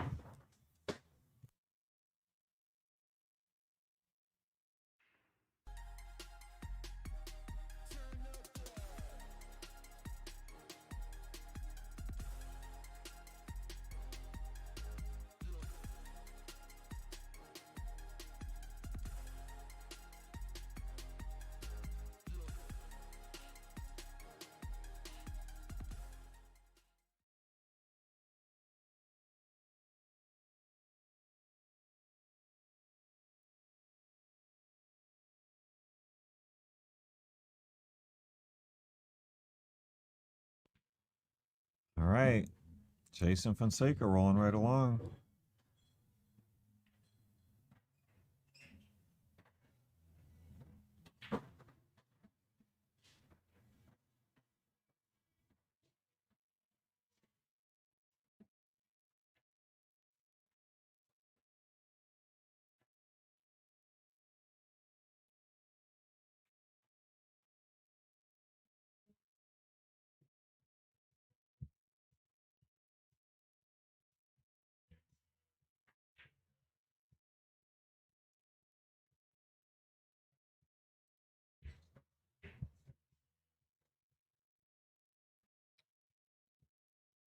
All right, Ben Parker, tough spot here.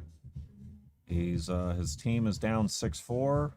They're in a must-win situation. He is down 3-0, race to 5. So back against the wall for sure. And Jason is playing pretty good. So this is a real tough spot to be in for Ben and Team Genovese. Jason gonna kick and most likely call the 1 in the corner. And that's going to be ball in hand for Ben.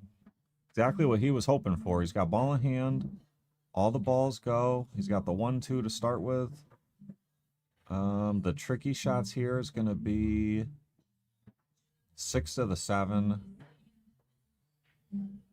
and 8 to the 9. Those are the trickiest position shots in this rack.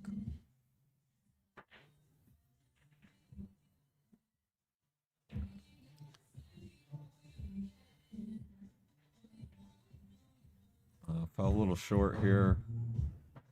He's all right though. He can bump the 10 as a stopper. Okay, that works. Uh-oh. Unless that's wired to the corner, this is big trouble. And I don't think it's wired to the corner. It looks like it aims high. He may be able to kick at it off the bottom rail, having the 7 back cut the 10. But I don't know. It looks tough. Huh. I don't really see any great safes. And he is under a shot clock, so he's going to have to make up his mind.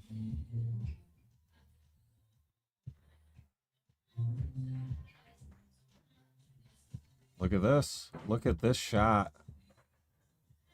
And now he can play the combo. What a fantastic shot by Ben Parker. He's still not out of the woods yet. He's going to have to back cut this 10 ball in the corner. And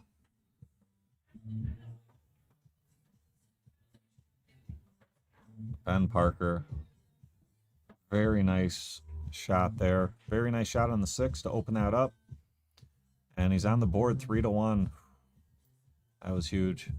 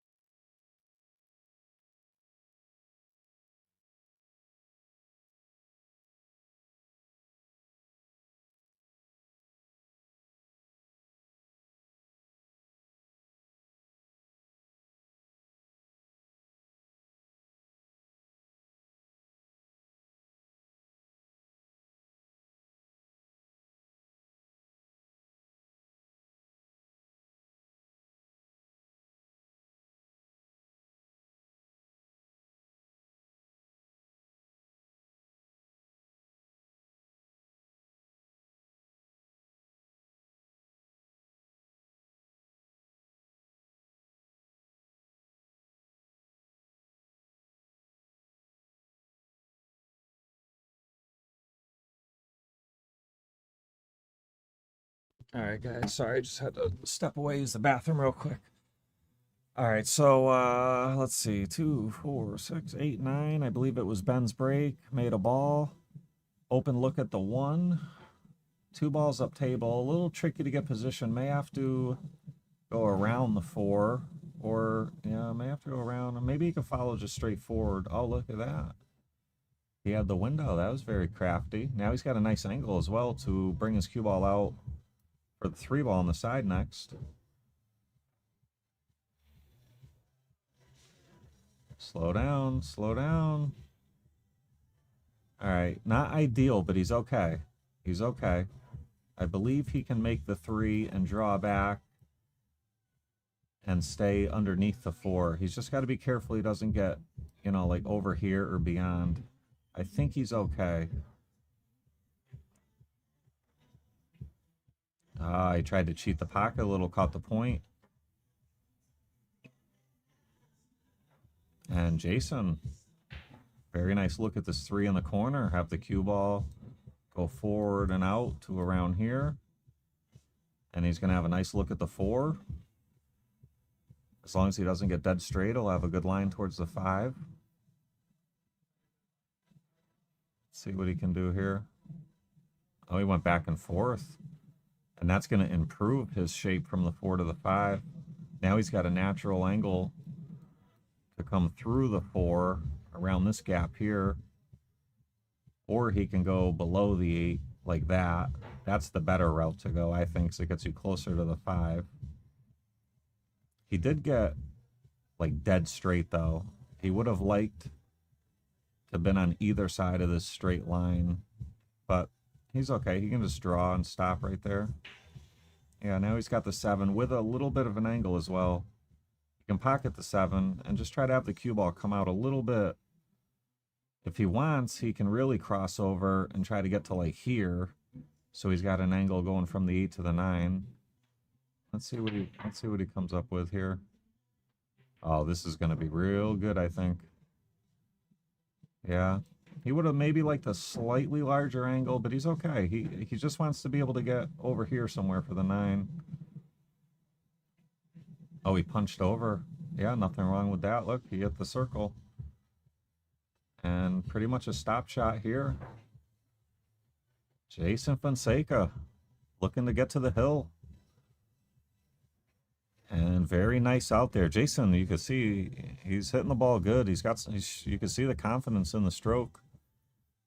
And he's up 4-1. And Quantum Break is on the double hill.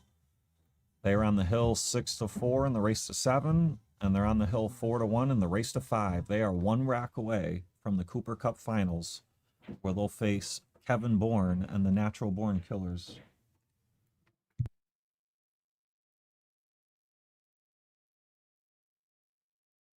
And if this is the final set, the losing team will vote for the MVP and the winning team.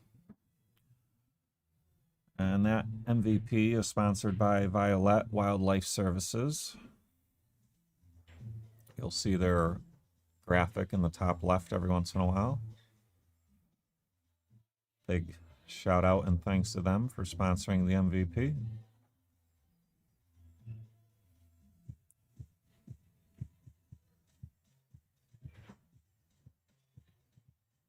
So Jason with a 3-6 makes 2 balls on the break. It has a look at the one, bottom left corner. Cue ball a little tricky. Excuse me. Little tricky. May have to try to draw over and out for a 2-9 combo next. Not easy. The way he's hitting the ball, he's making it look easy. Got to call the 2-9 combo here.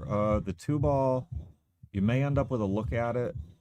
Probably not in the right corner. Yeah, probably in that bottom right. Yeah. Misses the combo, flukes the 2. Now Ben's going to get up with a look at the 3.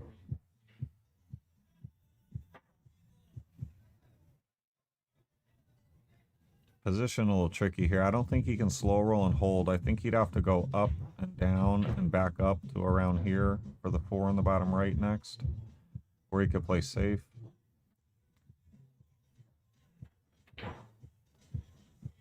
I think he tried to hold it, but overrolled. He didn't scratch, though. So this is no walk in the park. Got 7 feet. Cue ball in the jaws. Got a razor cut thin the 3. And even if you get through all that, the 4 ball's in a pretty tough spot. Cue ball may come down and bump the 10-4 and disturb things. Oh, I don't even know if he could. Yeah, it appears that he couldn't even try to cut the 3, just had to try to play a safe. And that's going to give Jason a look. Jason looks like he's got an angle. Come down around this zone right here. He'd like to get farther down in the bottom left side of the zone, like mainly around here, because that would provide a good look on the 7 next in the side or the corner. If he stays too high up like this, he's running into the 10, and he can use the 10 as a stopper, but it's a little riskier. Yeah, this is really good. So he can go forward for here, for the corner or the side. He's going to have options. Just doesn't want to go too far forward. That's the only bad thing that can happen here. Oh, he drew. Okay. I like this because now he's got a perfect natural line to get towards the 8. Yeah, that was really good.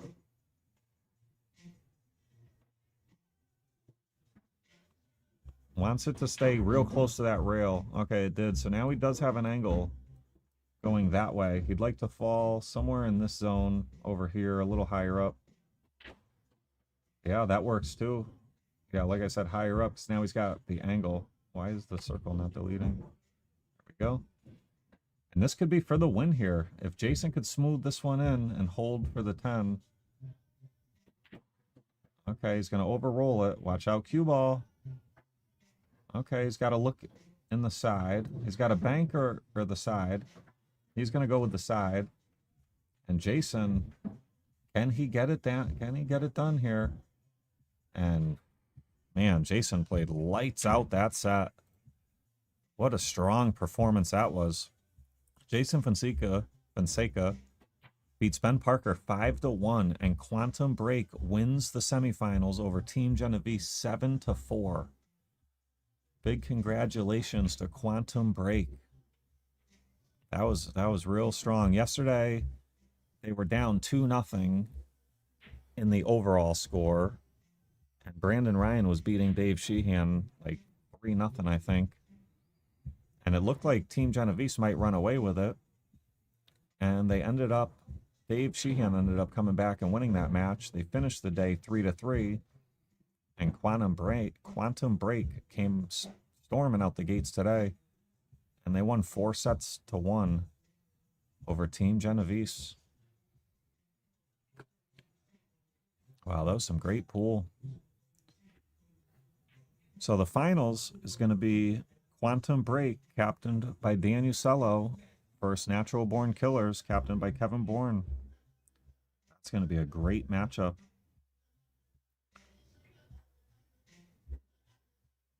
And that's going to be May 30th and 31st.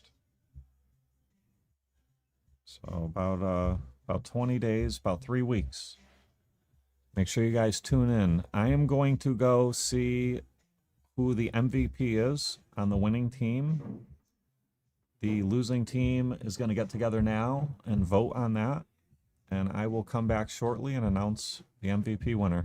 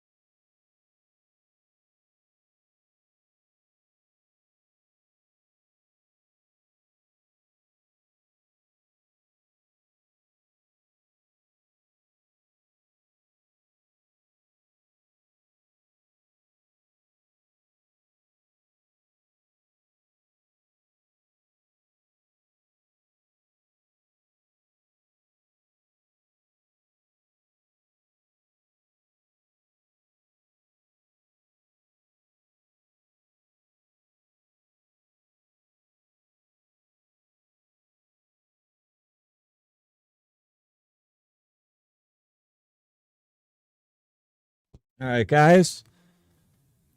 They're doing the announcement now. We just got word the MVP of Quantum Break is going to be Dave Sheehan. And like I said, right before I stepped out, Team Genovese was up 2-0, and Brandon Ryan was up 3-0 against Dave. And Dave made that monster comeback to make it 2-1 in the overall score instead of 3-0. And I think that was a big reason here in that MVP. So that's going to conclude the coverage of this semifinals. Like I said, tune in to the finals, Natural Born Killers versus Quantum Break, the 30th and 31st. Until, thank you, Hunter, for doing some commentary with me. Greatly appreciated. Thank you. And thank you all for tuning in. We'll catch you guys next time.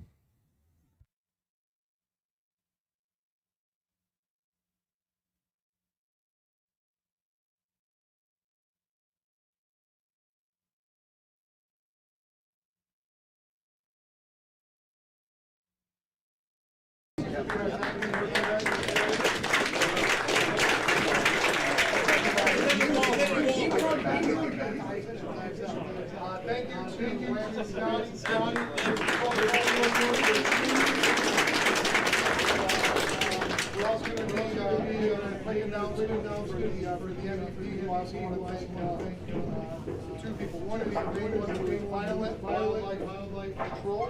We got a little critters in your attic, like that. I'll come out, take care of all those extra boys. So I want to thank him. He's been getting one.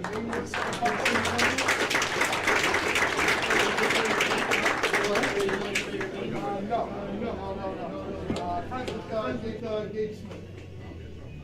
And then the other one is more of like an anonymous, but it's on behalf of the Cooper family. So the winner today is going to be receiving $100, $50 from each And at the request to make the announcement, the captain of Team Genovese, come on up and make an announcement. Who this year's MVP is? Hey, Jesse. It's Jesse. Jesse's our MVP. MVP, most valuable timekeeper. $50 from each, yes. This one was a tough one, guys. After careful consideration and realizing that Mancello could never be the most valuable player in the game, I just would not allow it. We decided that the guy who deserved the MVP of this tournament, the guy who was probably largely outmatched in this match and did everything he could to scratch and claw, played a solid match and stepped up with heart and grit. Dave,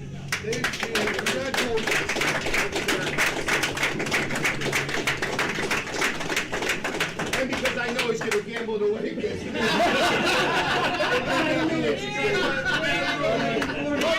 What's more applause players? Thank you guys. All right, you can't stay away. We'll see you at the end of the month. I need eyes.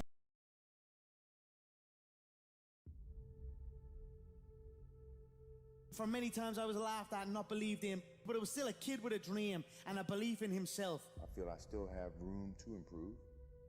I still set goals for myself to strive for. I'm never complacent with what I've achieved. We have money, we have everything, we have fame. But the most important thing is the family. Keep your family healthy, good, and take care of your family, because this is the most important thing in the world. Failing to prepare was preparing to fail. The night before a game, I ate the same food. I went to bed at the same time. I got up, I ate the same breakfast. Some people call it superstition, but it's a routine. I went on the courts with just a ball and a racket and a hope. Because you might be actually not feeling great physically or mentally, you're drained, but the confidence somehow gets you through. And when you don't have confidence, that's then when you have to sort of trust all the hard work you've done, and you have to